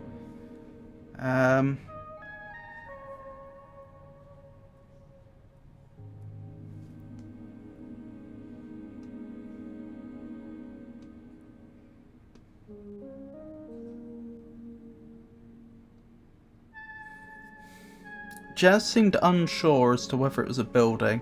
That's what's putting me off it being like a survival hut type thing. I'm more tempted towards it being like some sort of phone you have out in the middle of nowhere that's like partially protected from the elements so that you can go in and like contact people. But without more context, it's hard to pin that down more. Alright, I'm gonna guess. Is it an emergency phone? No, wait, hang on. You said no electronics and it's over 200 years old. That was a stupid guess. And it's too late. I've made it.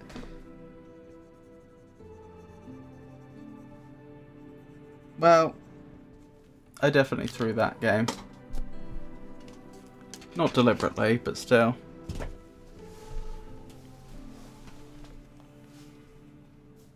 And the only thing I can think it could have been would be like a survival shack type thing. I'll guess again. Mine would have been an old station. Well, that's very generous of you, Jazz. What do you mean by an old station, Avon? Tell me more. I require assistance with some things. I don't know where to go, so what do you know about spellcasting? You called me cleric. Make air quotes. So what do you know about spellcasting? Quite a bit.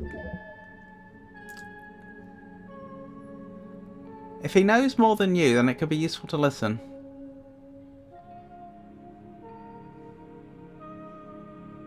Can you teach me magic? A slight smirk creeps onto his face. I sadly don't have time for a proper lecture at the moment. After the election I could make time, if you're interested. Great knowledge awaits! Until then, you are free to browse my collection, he says, glancing at the many books along the west wall. And of course... Gained item Charm Person. Here.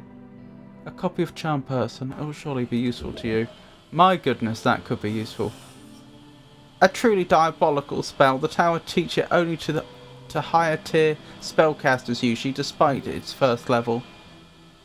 That's a great shortcut to charming people, although you gotta be careful with the fallout, if you care about such things. Yes, Charm Person in D&D will make that person believe you are their friend, like they will treat you like you've been a long-time friend of theirs, but once the spell wears off, they become aware of the fact they were under the effect of a spell. I don't think they have to attack you, but I think that they're clearly not going to be happy. Like a train station in the middle of nowhere. Older trains weren't electronic, I don't think.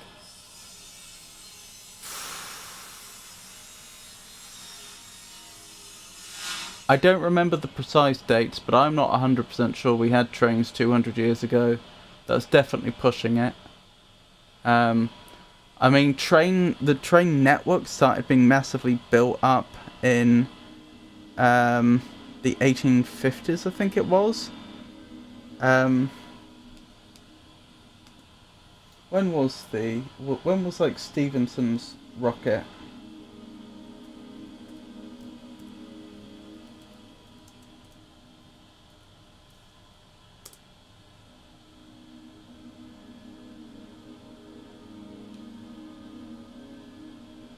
(1829).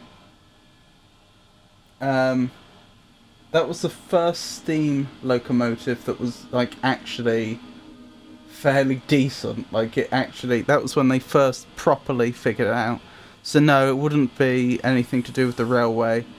They didn't have in 1826. They did not yet have like workable trains. The idea was already being thought about a lot, and people were iterating upon it, trying to make one that works, but they didn't quite have one that was any good yet. So it couldn't be that. Was 200 years exact or an approximation? Well, I said, did they have them 200 years ago? I'm going to ask, is it a survival cabin?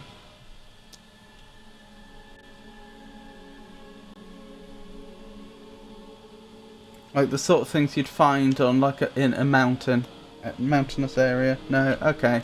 You got me then. That's all my guesses used up. Well done. Congratulations on your win. I'd shake your hand if you were here.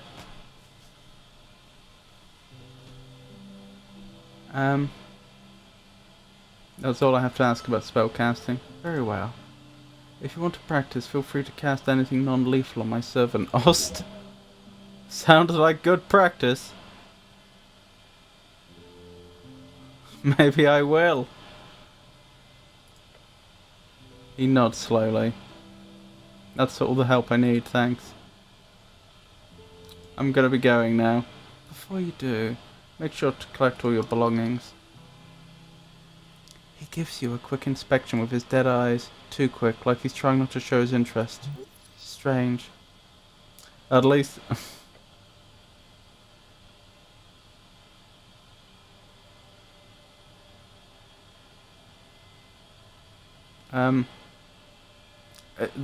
that's... What belongings isn't quite the right response. More I want to know where belongings. What belongings?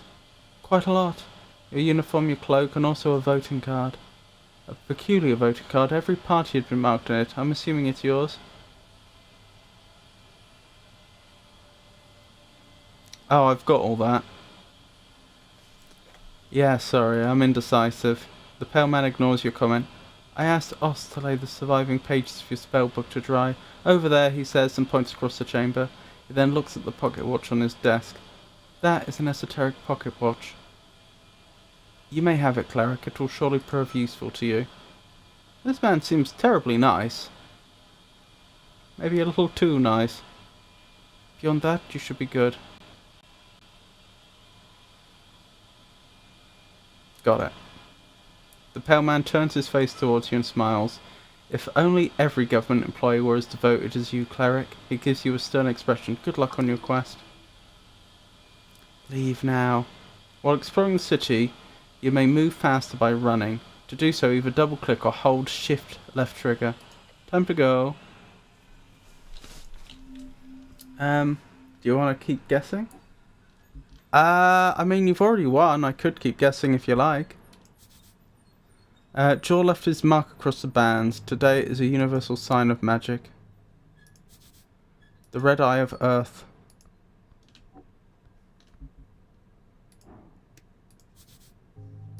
Your fate one day. Oh, hang on. I didn't mean to steal anything. I was just trying to examine it more closely. Is any of these my spellbook? The stone slabs are designed to slide along the iron beams. Interesting. That is interesting. Which iron beams? These? Because the beam is upright, isn't it? Up to you. I can just reveal.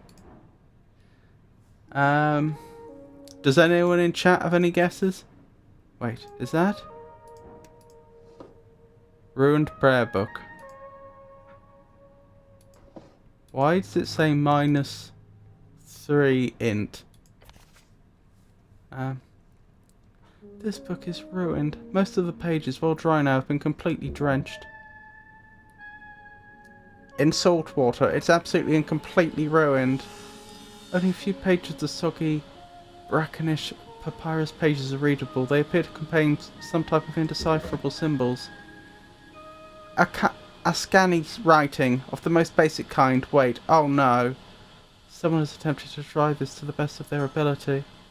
No, no, no! By Earth. This is your prayer book. So many hours wasted. You would have to rebuild the whole thing. It is ruined. That'd be expensive. Let's get your hands on a new one instead. Take the ruined prayer book. Did I get any spells from that? Doesn't look like it.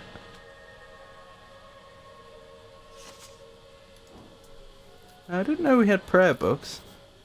A tome thick lies upon the iron slab. Ancient tomb. You flip the tome open. There are fine and handwritten letters scattered across the pages. Oh, you'd like to start a game of 20 questions yourself? Alright, let me give it one more think. It's built a long way away from people, but it is built by people. It has a practical use, but you have to be close to it to use it. You wouldn't usually see them in a city, town, or rural area. Although, if you see them anywhere, it would be in a rural area.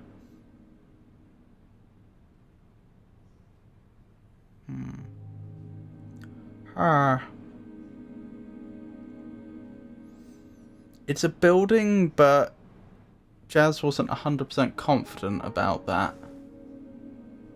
Which suggests it's building-esque.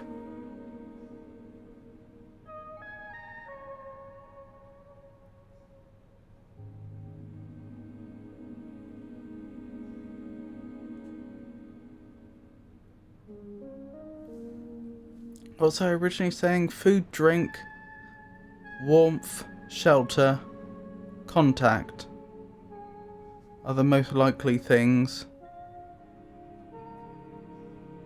More than 200 years old.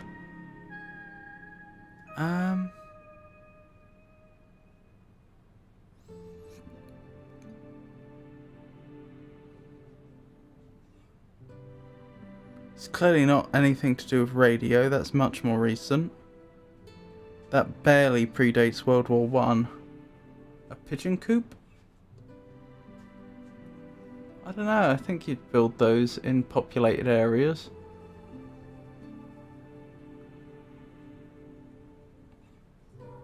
Could it be like some sort of hide?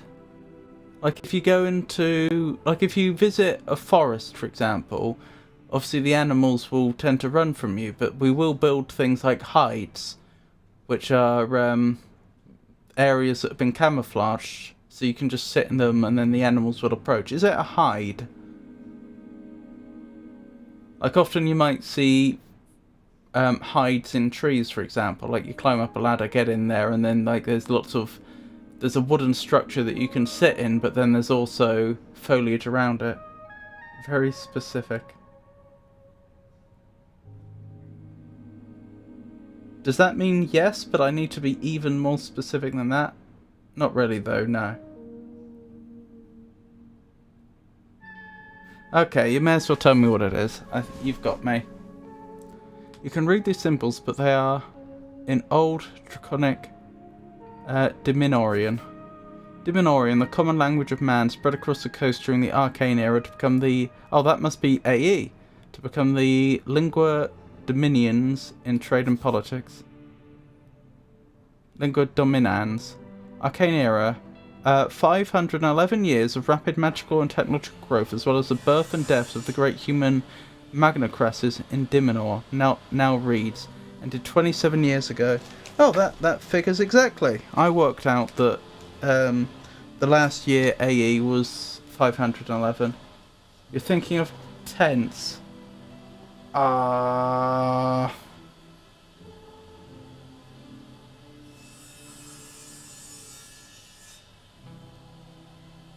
Will you be staying in a tent in your festival? Tense is rough. She got me good with tense. She really did. It was a good one. Did you answer anything incorrectly? Let me check. Is it living?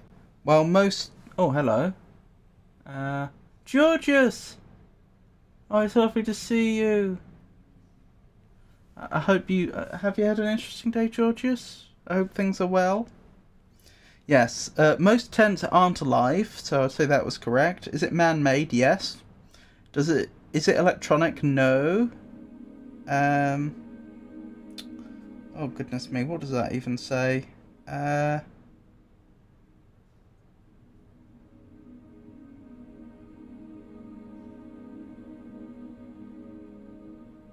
can't read my own handwriting. I'm going to have to skip number 4 because I'm not sure what that says. Industrial, no, that's fair. Is it art? No. Is it about controlling the landscape? No. Is it a building? Yes, question mark.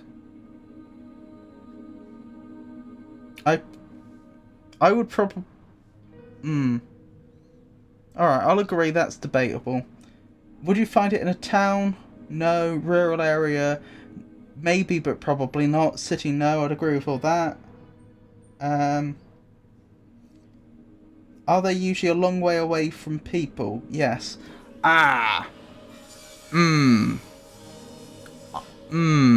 Depends how you interpret that question. They'd be a long way away from populated areas, usually.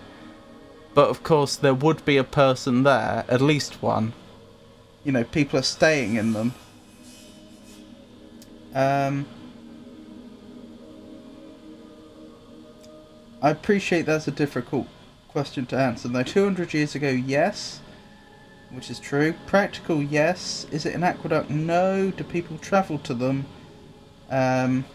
Very often, no. Does it contain electronics? No. What does that say?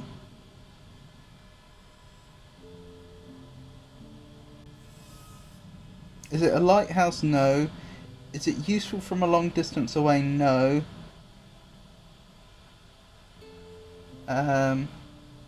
Is it a survival cabin? No. So I'd say there are a couple of difficult questions where you could argue it either way or say you should have said non-applicable, but excluding those, I'd say you answered everything correctly.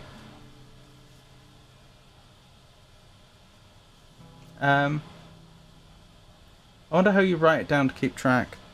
Oh, I just have a whiteboard in front of me and I write the number and then I write like a few words to remind me what the question was, followed by a question mark. Then I just write down your answer, which is usually yes or no. And what I meant earlier is I'd like to see your notes for 20 questions. Wait, who just redeemed? Oh, George is just redeemed. Oh no, Avon! Oh no, poor Avon. Got beaten to the redeem. Had an enlightening day, I'll put it that way. Oh, would you like to talk about it at all? Oh, I've read that. That's why I got confused why it can't be a lighthouse. Well, it was the I think it was just the away from people thing that threw me a bit, because lighthouses always have people in. But again, that falls under the same problem that tents do. But the way I ask the question, it's not clear whether I'm asking, are you building it away from a populated area, or do you mean there are no people there? Because with both tents and lighthouses, yeah, they would often be erected a long way away from human settlements, but there would be people there. I don't just mean when the thing is built, I mean like for as long as the structure is there. Like you could have a case where you build something a long way away from a settlement and then you just walk away and then no one goes there for a very long time. But that's not the case with a tent or a lighthouse. As long as they're still being used, there's going to be people there. So I think that was just a really... The thing is, it's not even... That distinction didn't even occur to me at the time. So it's hard for me to... I can't really blame you in any way, shape or form for being... For any answer you gave in those cases, because I hadn't even considered that distinction. It was just a very unfortunate question that I asked. I mean, to be honest, the first redeem I had wasn't fulfilled. Oh, what was your first redeem? I didn't notice that. It wasn't available yet. George just redeemed it anyway. I see how it is. How would I redeem something that wasn't available? It was saying out of stock. When you first added 200 questions, you went on several massive tangents. Oh, so you didn't get your full... you redeemed 20 questions, but didn't get the benefit of it. I see.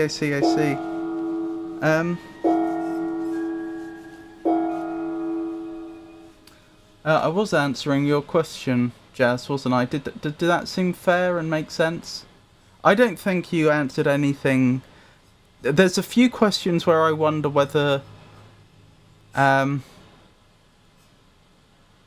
applicable might have been a better response, or asked for clarification, but I don't think there's any answer you gave that I could point to and say, that's incorrect. Yes, I understand, thank you. Oh, no need to worry, no need to apologise.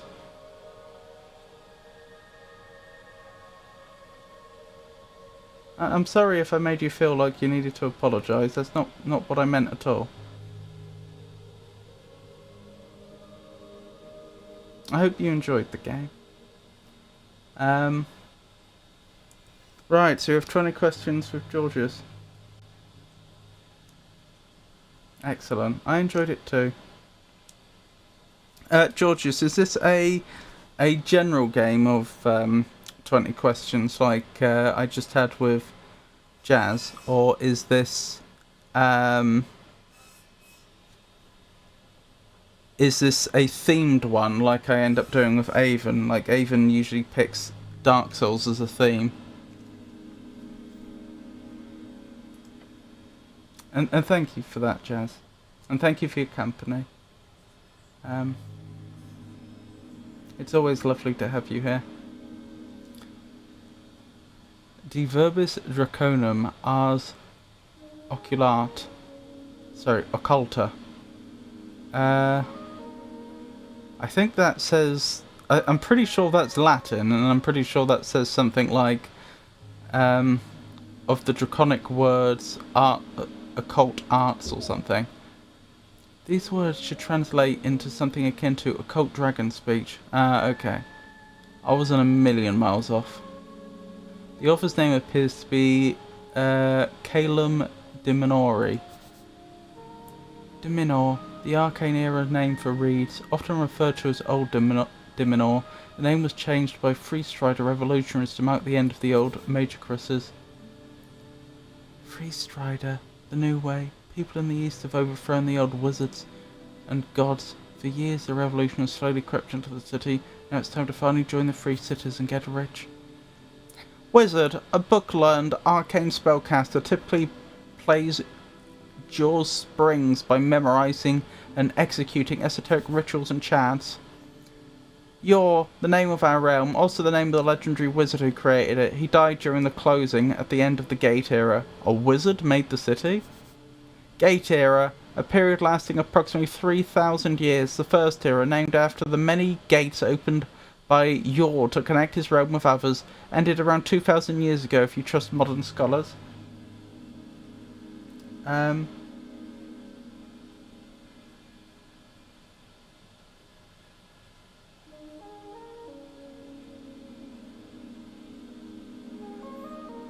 It's all good, let Avon have it. Oh, that's alright, I mean... I'm happy to do it either way round.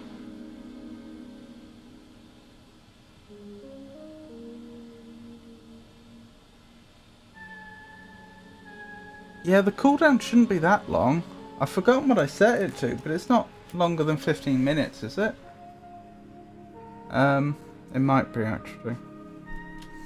What did I set it to? I can probably check. What did I set it to? 20 questions. Boop-a-doop-a-doo. Okay, it doesn't tell me because I didn't make that redeem with Firebot, but I probably did it the same as these ones, which is 15 minutes.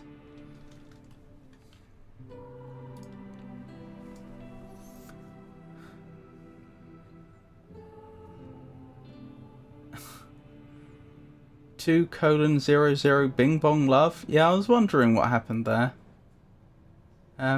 It's 15, I believe. Are you sure about me taking the questions? It was a copy and paste. It's the time I sent the message and chat identity icon.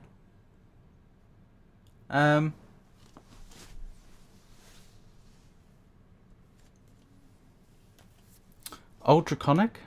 Oh, could I translate this? That's a better question. No. Not without many weeks of study. You were not trained in Draconic at the towers. You skipped those classes. Why learn languages when you can just use magic? Old Draconic. Yes, the tongue of the Dragon Masters of Old Diminor. Old Diminor, a term for the Diminor, often used to refer to the band where it was renamed reeds during the end of the Coast War, a capitulation agreement. Some say it with sarcasm, some say it with pride, some say it with fear. Coast War, a near-century spanning conflict between every great nation of the Arcane Era. Scholars estimated it claimed more than half of the entire human population. It's said to have begun in 398 AE by the inciting spark of the assassination of Priestess Ilona, and it generally agreed to have concluded with the fall of Tharzan in 481 AE, 57 years ago. Thazan, the greatest of the floating cities, centre of the Hagen Dim coalition and captured essence of the nameless fourth apprentice of Yor.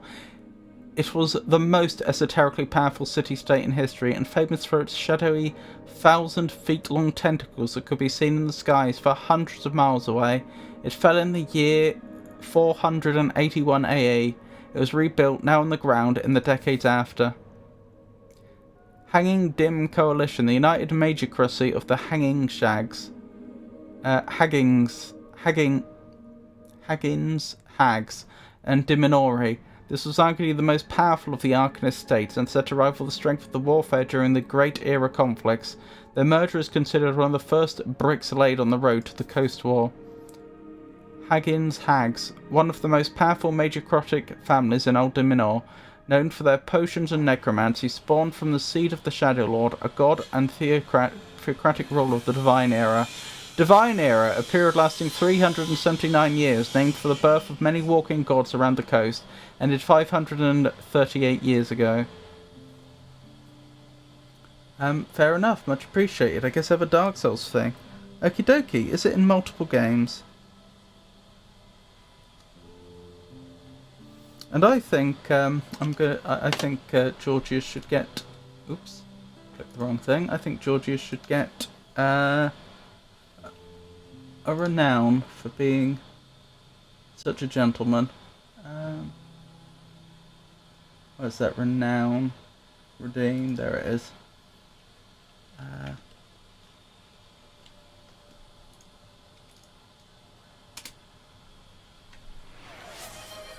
There we go.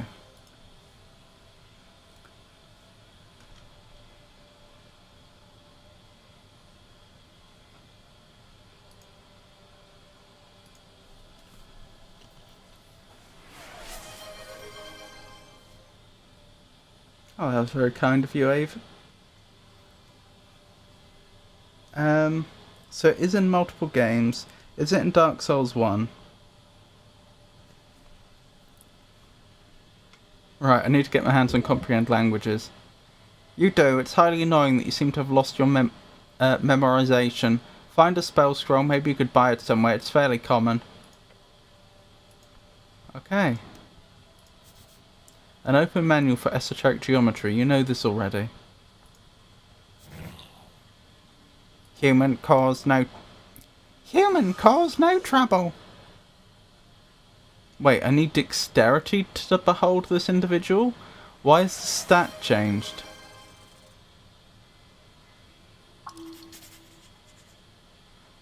This one is quite hostile. Stay on your feet. His expressionless eyes seem to keep watch at all times. He's obviously determining where to strike, for you to die as quickly as possible. How humane. Usually kobolds are only dangerous in large numbers. This one appears extremely deadly on his own. Beware. There's something deeper in his connection to his master. This kobold holds the pale man as a highest possible value, literally his personal god. And look at those stats. They're incredible. Lawful evil. He's lawful evil. Did I get that information? I don't know his alignment. I didn't roll high enough. Zaraketh, it's lovely to see you. How are you? I hope you... Did you have an interesting day? Okay. So we have... we know it's in Dark Souls 1. Can it take damage?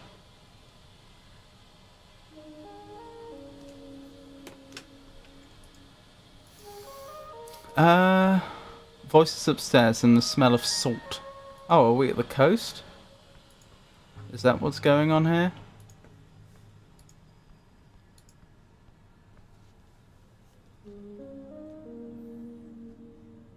Doe Dude is Dr. Doom? Which one?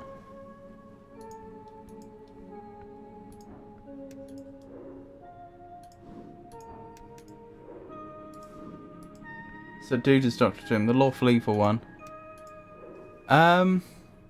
Ost, Chief of Security. They're a kobold, as you can see. There's a better picture of them. I don't know. I'm not familiar with Dr. Doom. A pocket watch, yours? Oh, we were given this. I assumed we'd just... I'd assumed that it was already in our inventory, but apparently not. The silver-lined timepiece never shows the correct time of day. It is always at least 10 hours out of alignment, no matter how anyone tries to correct it. As you touch, you can feel the faint magic pulsating within. The wielder gains a greater perception of esoteric happenings and occurrences within 200 feet. How do I equip that? I'd say that's an... Wait. Ah! Very nice. So now we're more intelligent as well. Technically. And this seems like as good a time as any to save.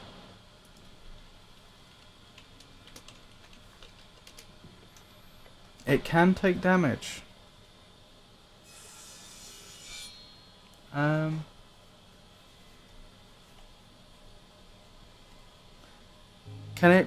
Can it deal damage?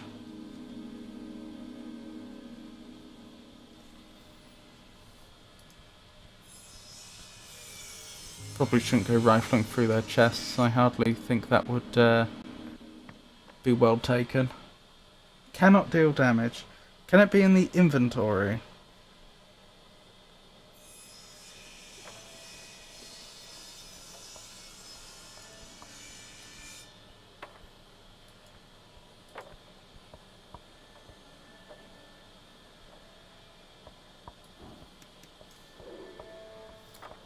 Alphals BE. Tell me more. I'm not getting much of this one. I know nothing about them. I can't read them.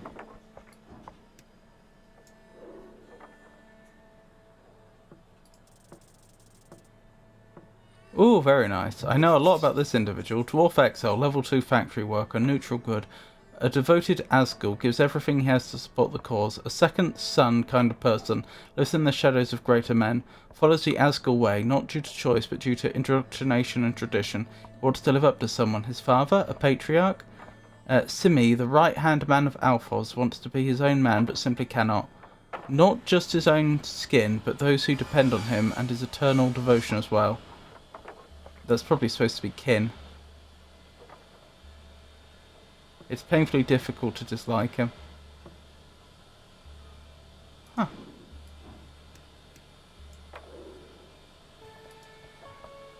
Rest first before I can try and get a gauge on the other one.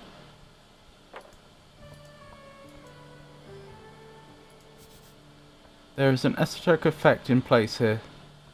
Stopping rainwater. Men at work beneath Asgul's green banner. It can be in the inventory. Okay.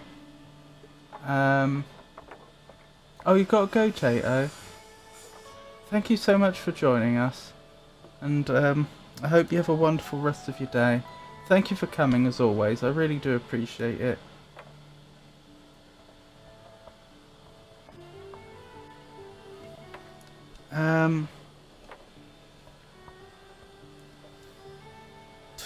Can take damage but cannot deal it. Can it be equipped?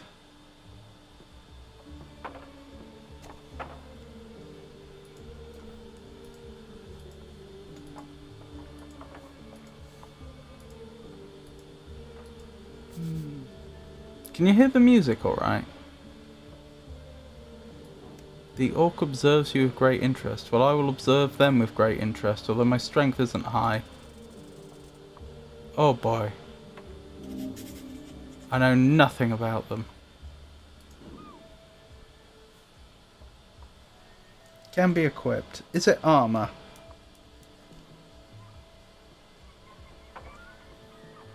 This pen's running out. I'm gonna have to chuck it, I think. It's not armor. Okay. So...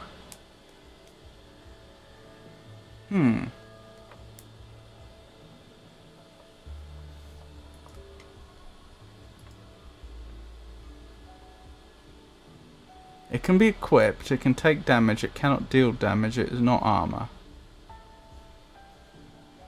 I've forgotten if rings can take damage in any of the games.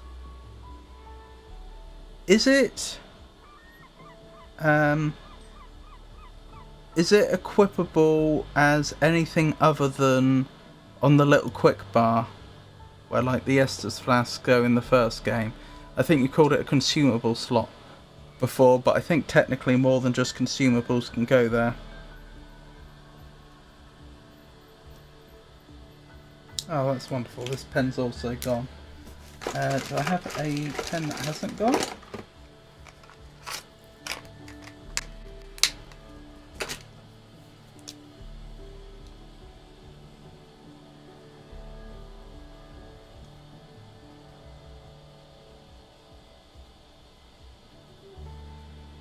If you dry erase, you can pull the felt out and turn it around. It may write a bit more. Alternatively, a few drops of isopropanol will extend its life a little bit.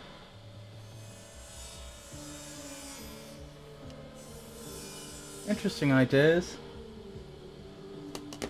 I don't think I could pull the felt out without destroying the pen. I don't think it's designed to be taken apart. I don't see a straightforward way to take it apart. The isopropanol would probably work up to a point, but honestly, these two pens are so far gone, and they're relatively inexpensive anyway. It is not put on the item bar. Okay.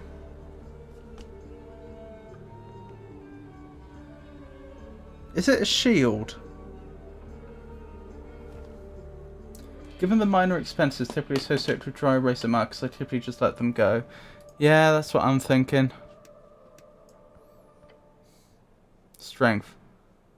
On the edge of the ruinous amphitheatre, you can see an orc sitting on one of the many loosened stone blocks. Looks like he's waiting for something. Or someone. Agent Vera. Exuding an air of authority around her, the large woman gives you a wry smile. Her tusks are gleaming. Not just physically imposing. This orc knows how to exert power in other ways as well. Orc, big brutes of devilish origin. They're rare in Norvik. Most of them can be found in the Feldire. Feldire, one of 8 bands along the coast. A land half ruined from millennia of warfare. Its red lowlands account for a quarter of all food production on the coast, all flowing from the trade ports in Blood City Bay. The name Feldire either originates in Orcish as High Place, or Bad Fort in Infernal, or Hill Land in Goblin. It's hotly debated. Blood City Bay, the most populated city around the coast, built upon the corpses of Gorgorian, the Great and Terrible, a sprawling mess of wooden walkways and buildings carved out of the calcified remains. Once famous for its fleet of airships deployed during the Coast War, known as the origin of the Industrial Revolution, and while New Thazan has overtaken it as a leader in manufacturing, it still stands as one of the most industrious city-states. Gorgorian, a devil second in line to rule the deepest layer of hell. Legends say he was presented with a deal: conquer one measly pocket dimension, and in exchange he would be granted the throne. A millennia of fighting orcs, elves, several walking gods later, his corpse is now used as a foundation for City Bay.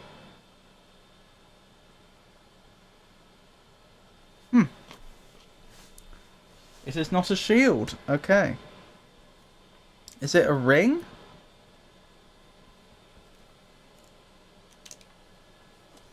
I suppose I've never... Wait, what?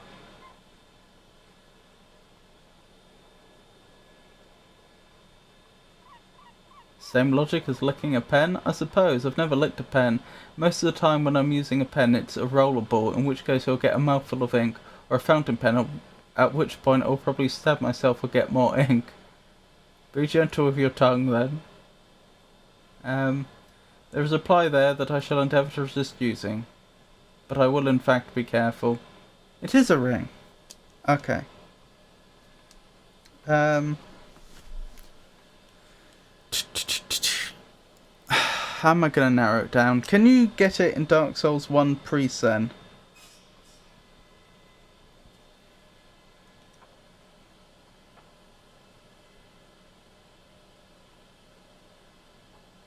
But is it a bell or is it a finger ring? Bells can ring. Well, we know we can equip it, so I'm guessing it's not a bell. Although some people will wear bells. What's this? Not often we get Earthguard around here. You sure walk around like an advertisement with this drab uniform. She presents a palm shoe. Vera's my name. I'm second in command, guild agent of Tolsta. Nice to meet you. Be nice to her, she's a free strider. The showing of the palm is a casual cultural greeting and reads, the leftovers, the centre of the coast wall, which ripped the entire band apart. Today it's a shining beacon of everything modern and pretty and new and so on.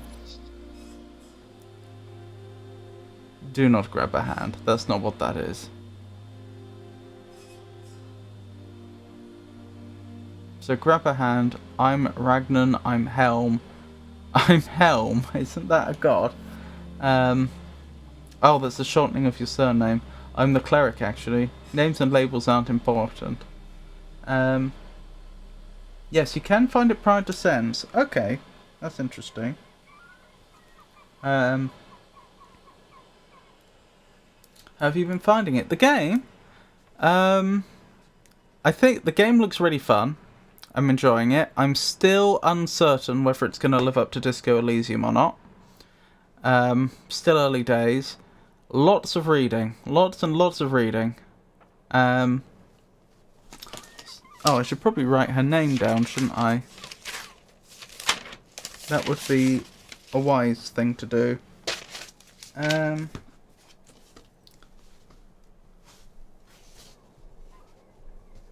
What happened to my pen? I had it here a moment ago. It's amazing how quickly I can lose that thing.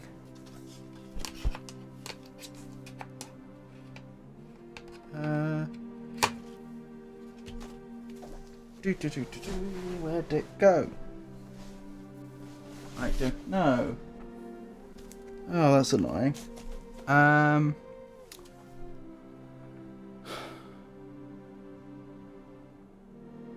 I'm curious why my charisma is telling me not to grab her hand. Oh, there it is. Found it. Fantastic. What was her name? Vera? And what does she describe herself as? Second in command guild agent of Tolstad. Second in command guild agent of Tolstad.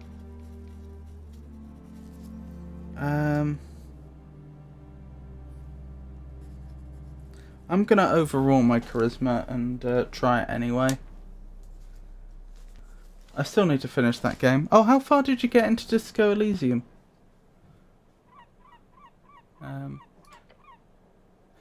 You reach forward and take a hand in yours. She's clearly a bit confused. Oh. It becomes a sort of awkward handshake. And I just lost almost all my health. You realise her hand is a fair bit larger than yours, and something stings in your soul. Fragile as it is, a part of you has been bruised by the simple thought of her overwhelming power. Kiss her hand. You lean in and attempt to bonk the front of your helmet against the top of her hand. She quickly pulls back with a laugh. She says, "Perhaps a name is in order first, human."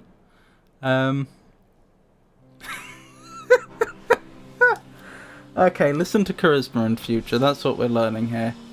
I'm Ragnan. Hello, Ragnan. She shoots you another smile, waiting patient for you to say something. I'd like to know more about you. Little old me. I'm an open book.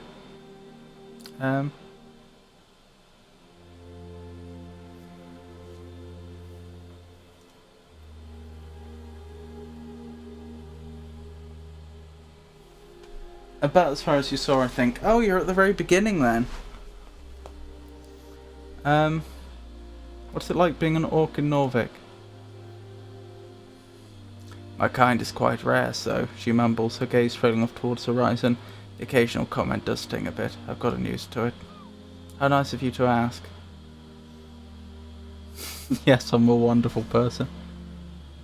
I know what it's like being discriminated against. You do? Oh goodness me. If you don't mind me asking how exactly.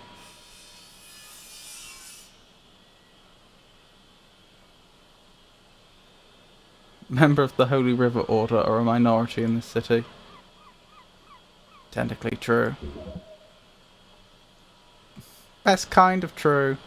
She laughs and sighs. Uthgard, you truly are an enigma. So you're working for the Free Striders? I don't work for the revolution, it's just a revolution.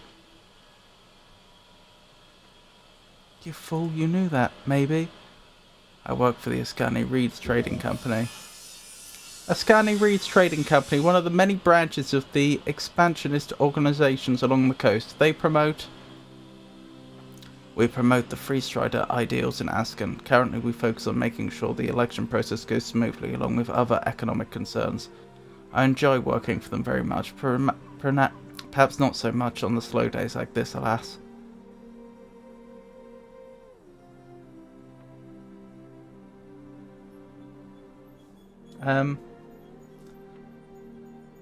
I regret to have to leave, but needs must. Have a good insert length of time you have before your 24-hour period ends.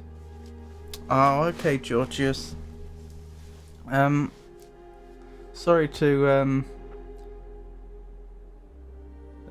to see your wonderful company come to an end for the time being, but I look forward to seeing you again. Thank you for stopping by, and I hope you have a wonderful rest of the day. You take care. Have an excellent day. Right, so we know it's a ring. Oh, that's very nice of you, Avon. And we know we can get it before Sen.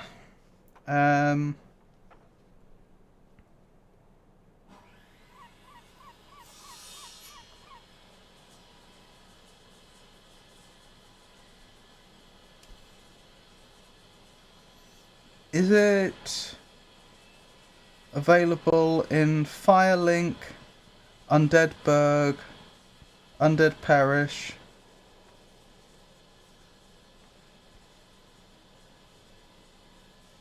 the Depths, or Blighttown?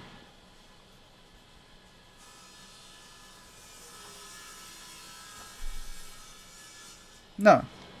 Okay. That rules out a lot of places. Is it in the Undead Asylum?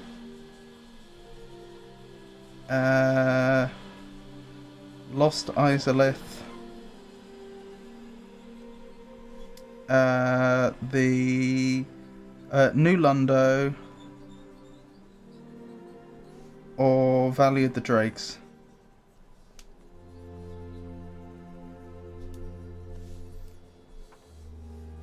No. Okay.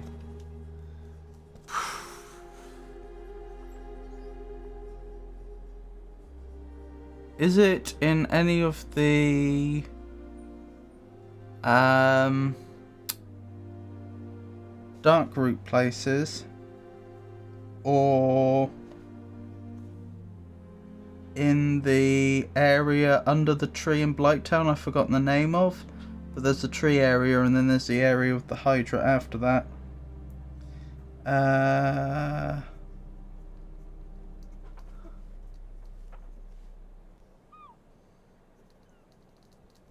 No.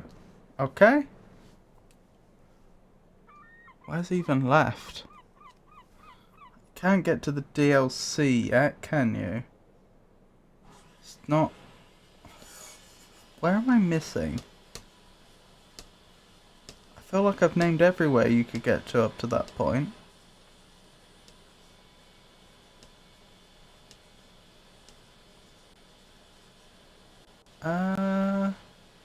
No, I'll tell you somewhere I've not mentioned. Is it in the Catacombs or the Tomb of the Giants?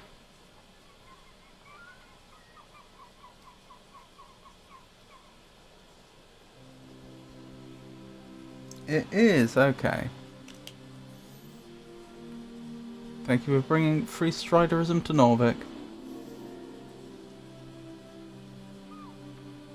I don't really view it as an ism, but you're welcome. I'll be honest, this is one of the reasons I took this job, speaking with individuals such as yourself, hearing what they have to say. So thank you for that. Where are you from? She doesn't answer you at first. Instead, she looks away for a moment and smirks. You mean, because I'm an orc, I can't be Norvikian, she says, looking at you with a stern expression. I didn't mean it like that. She laughs. I know, don't worry about it.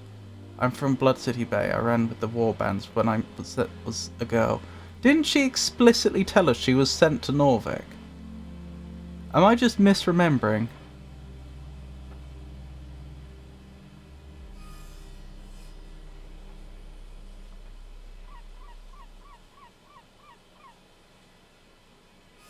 Maybe I've misunderstood.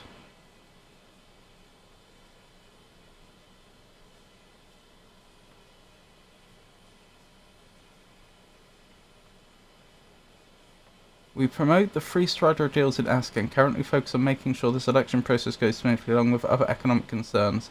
I enjoy working for them very much, perhaps not so much on slow days like this.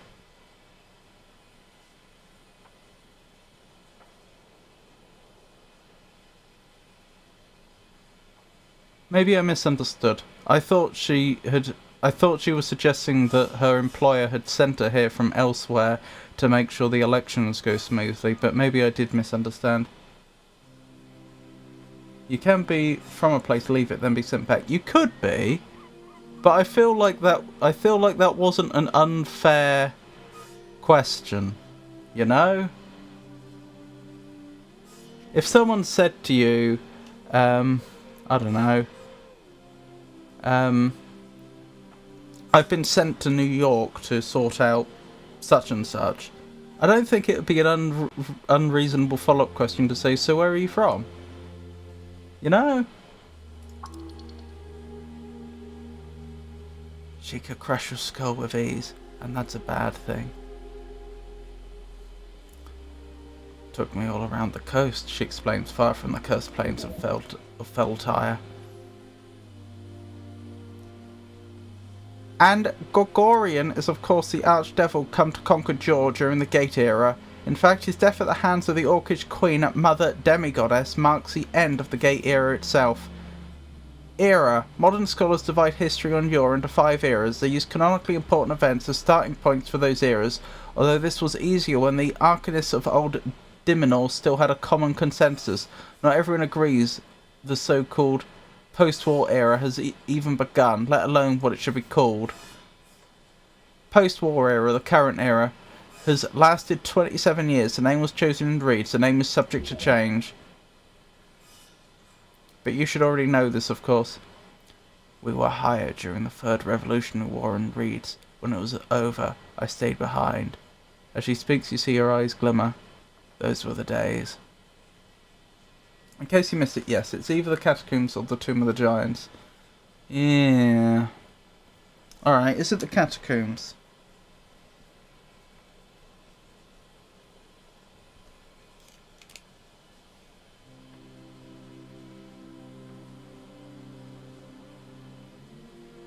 I'm done asking questions about you. Oh, silly me. Talking about myself all the time. What about you?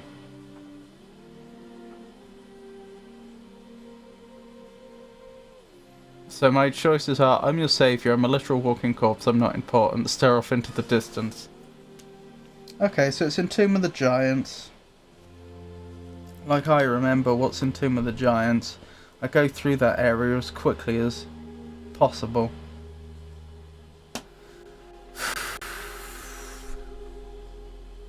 I'm a literal walking corpse. Necromancy is unheard of, but who am I to judge? Be undead if you want to. Nod your head and leave.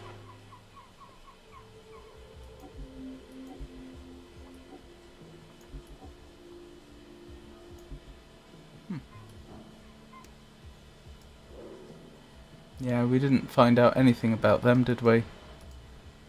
That's okay. Goblin wall art. A green face is splattered across the facade, staring wildly towards the flaming sky and the dragon spread across it, or something like that. Can you call this art? What does it mean? What does this tell me about the state of Norvik? Place your hand upon the wall. What does it mean? The coins stand for all the fat loot the dragon brought to her people. You could get behind that. What was that shadow that just went across the screen and looked an awful lot like it could be a dragon? Melting rocks. What does this tell me about the state of Norvik? Nothing really. The goblins are artists? Place your hand upon the wall. You take a step forward. The printed stone surface is smooth. This is no cheap dwarven rock. This is gate era architecture disguised among the rest. Tell me your secrets. Your pocket watch tingles. Well, our constitution is terrible, so short of an exceptionally lucky roll, we're not getting this. Oh, did I have advantage? I still failed. Your focus falters. There is nothing to add to you, but something is there beyond the silent hard stone. Try again tomorrow, perhaps. Okay, I should add that to the list of things we can do.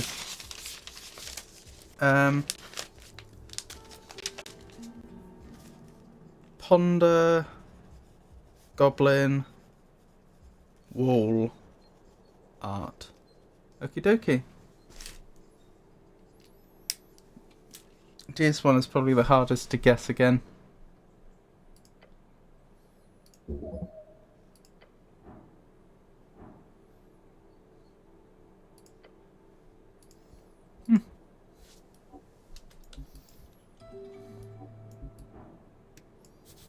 A tree rising far above. It shows a show of nature's true force. You look up at the branches of a bracken tree. It stands tall in the garden, towering over you. Bracken, an Ascani tree known for its impervious nature, sometimes called ironwood. The Ilum Forest holds the largest collection of bracken in the world. Ilum Forest, the great woodland covering most of the border between Ascan and Reeds. It is the domain of the Ilum elves. Touch tree. Your hand lands firmly on the bark. I don't see a purpose to this. Look up at the branches above. The wind causes the leaves to dance. You get a feeling you're missing something. What am I missing? Nothing, probably. Oh, okay. Yeah, it's nothing. Yes, good, okay, I got it. Good. It's good that you're not missing anything. Am I missing something? Probably not, but who knows? Oh, you're for sure missing something. No idea what, though. The leaves are quite big. What's a bracken tree again? Don't put the leaves in a salad. That would be unwise. You could probably sell a bracken salad. The bracken tree originates from Ilum Forest, and it is today a major export resource in Ascani. It is quick to grow and flexible in its usage. The more you know. Ooh, a cat! A cat, a cat, a cat. A black cat. Let's engage with the cat. On the ledge overlooking the garden, you spot a black cat. Calm as can be, it doesn't even care that you stomp up next to it. Behold the cat! Behold the cat, a legendary trickster of Norvik. Hello, I'm from the local government. Greetings, who might you be? Enjoy your day, citizen. Hello, I'm from the local government. The cat lifts its head up, its dark eyes squint at you for a second, sniffs the air, and then ignores you once again. It knows more than it lets on. This cat does not care for you in the slightest. Pet it or something, I don't know. If you wish to hold a proper conversation with this magnificent creature, you need to find the first level spell, Speak with Animals. Speak with Animals, a first level divination spell, grants the ability to comprehend and verbally communicate with beasts. These conversations can be surprisingly insightful. What are you voting in the election? Pet the cat. You reach towards the cat's head, it meets your palm and nuzzles up against it. Such independence and arrogance, you should get a cat. Not doing anything, yet getting so much love. Learn from this beast. His grace is unmatched. If you're a cat, you'd never have trouble again.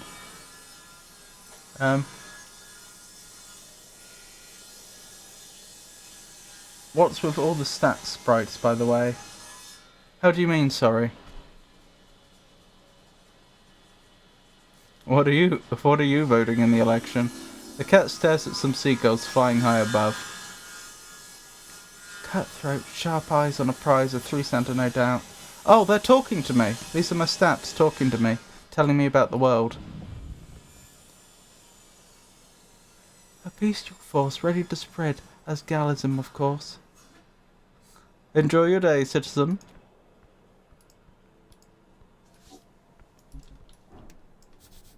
An empty barrel. Why is empty in quotation marks? It's not empty, there's money in there. Not my money, though. The rough letters spell out Our Lady's Apartments. Interesting.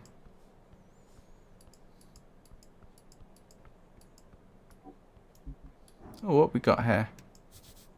Actually readable posters. They're still kinda old. Your eyes land upon a series of papers nailed into the wooden facade.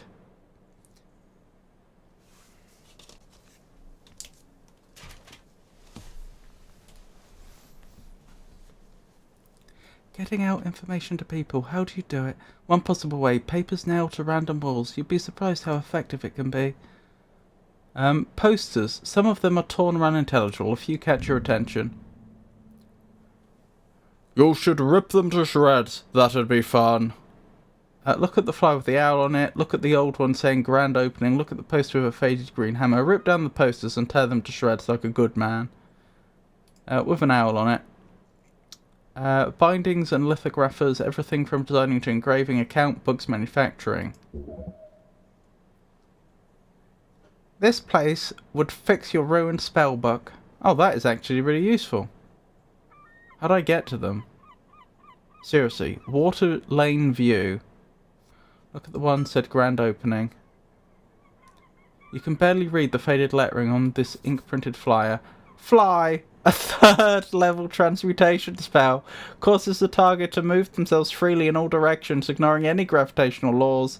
The speed one can reach with this spell are quite intense, and have killed many a wizard over the years. Grand opening of the Stubborn Sphinx, brewery and commercial tavern, served without riddles, drunk with all charm. By the look of it, this tavern opened at least a year ago, maybe 2. The faded green hammer. A sun's faded symbol covers most of this large poster. It's a hammer, printed with green ink. Gather, if ye workers. Asgol said no gods above, no king below, only folk Asgalist rally on the 22nd of March. TS Circle Square up. That's today, isn't it? Asgalith. The workers who built the city want to rule it. Seems only just. The vision is of a fair and even society where those who live underneath rise up to show their worth. After all, why can't we share? Useless sentimental garbage. Let me double check. I think I do have the date written down. I'm still thinking about the 20 questions, but I just don't know how I would narrow it down. I don't remember what rings are in the Tomb of the Giants. Yeah, it's the 22nd of March. So unless that poster was for a different year, which is possible. Empty barrel. Another barrel that's not actually empty.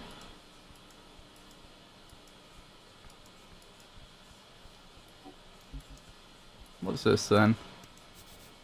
Overgrown ancient sort of interesting.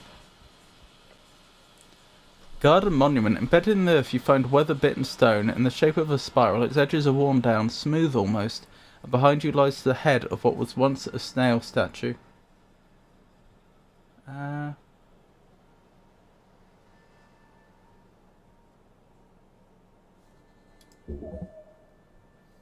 Whatever god of symbolism this once denoted, time has grounded it down. It is a monument to nothing now. Touch the surface. It is cold. Your hands run across the stone, finding it more coarse than you thought. The ridges in the spiral are even smoother. You find they are not at all coarse. Following it, you feel the markings of a sculptor's pick, but they are smoothed out. Is it produced not by mortal hands, by magical precision. What's more, you do feel the outline of a script, symbols. Runes? Your fingers trace them faintly across the spiral shell of the snail. The symbols do not mean anything to you. If you had to comprehend languages, you could understand this script by touching it. Comprehend languages, a first level spell allowing you to understand the literal meaning of spoken and written words. What's with this snail stuff? Norvik is built upon layers and layers of ruins. One of those layers, one of the eldest, were a snail folk. Thus you will surely find many of these snail symbols and spiral shapes around the city. Tell me your secrets. No response. Tell me your secrets. Punch the monument. Do I do it?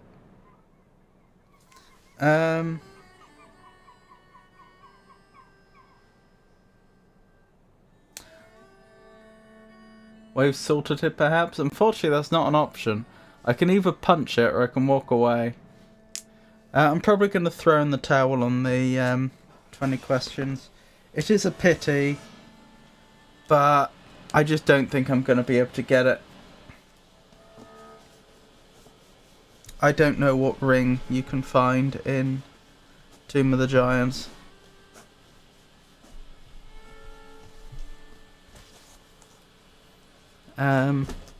Why not? We are playing an unstable cleric. Your fist makes contact with the hard surface. A crack follows along with a shooting pain up your arm and spreading through your fingers. Oh. This ain't good. The crack is your bones as well. You're alright, Rock. You're alright. The rock stares at you menacingly, but a piece of it fell from your violent act. Pick up the shard. You put it in your pouch. Oh, whoa. It was a coveted silver serpent ring, the one that increases the souls you gain from slaying your foes. Oh, I think Rowdy mentioned that. Oh. That's a shame. How did you actually damage this rock? What strange material is this? Ah, yes. This is a highly esoteric rock. You can find more of it around the city. Collect as much of it as you can. Nod and leave. Now I realise how injured we are. I think, yeah, we're on 1 of 6 HP. I really should use Cure Wounds on myself.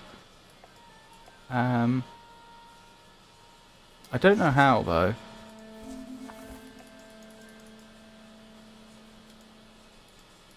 Seriously, how do I cast the spell?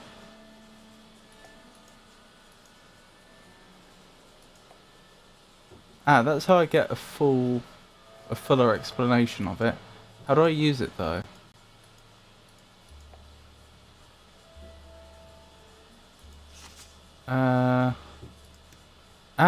Cast Cure Wounds using a level 1 spell slot, yes. Well, I've got a bit more health. I won't die immediately.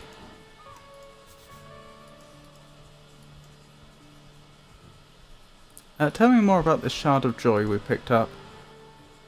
A bright rock, it fits your hand nicely. These can be found all over Norvik, and some speculate they are shards of Jaw's pillar.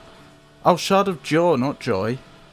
To untrained hands they have no inherent value, but you might use these to alter fate itself. Spent in dialogues to unlock dice checks. Ooh! That's an interesting mechanic. Alright, that was fun, but I should probably be going. Told my sis I'd play a game with her. Have an excellent day. Oh, thank you so much for coming, Avon. I really do appreciate it. And I hope you have a wonderful rest of your day. I hope that individual is sleeping.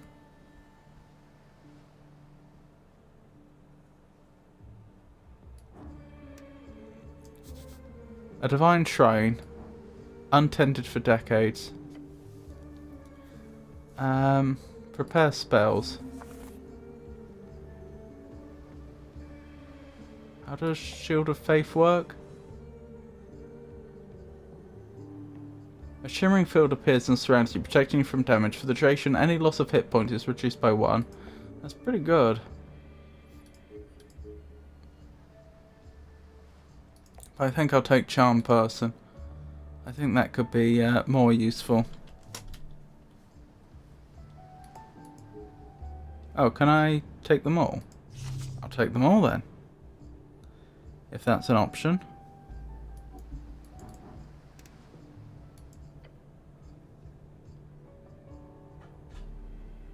Wait, can't I heal here through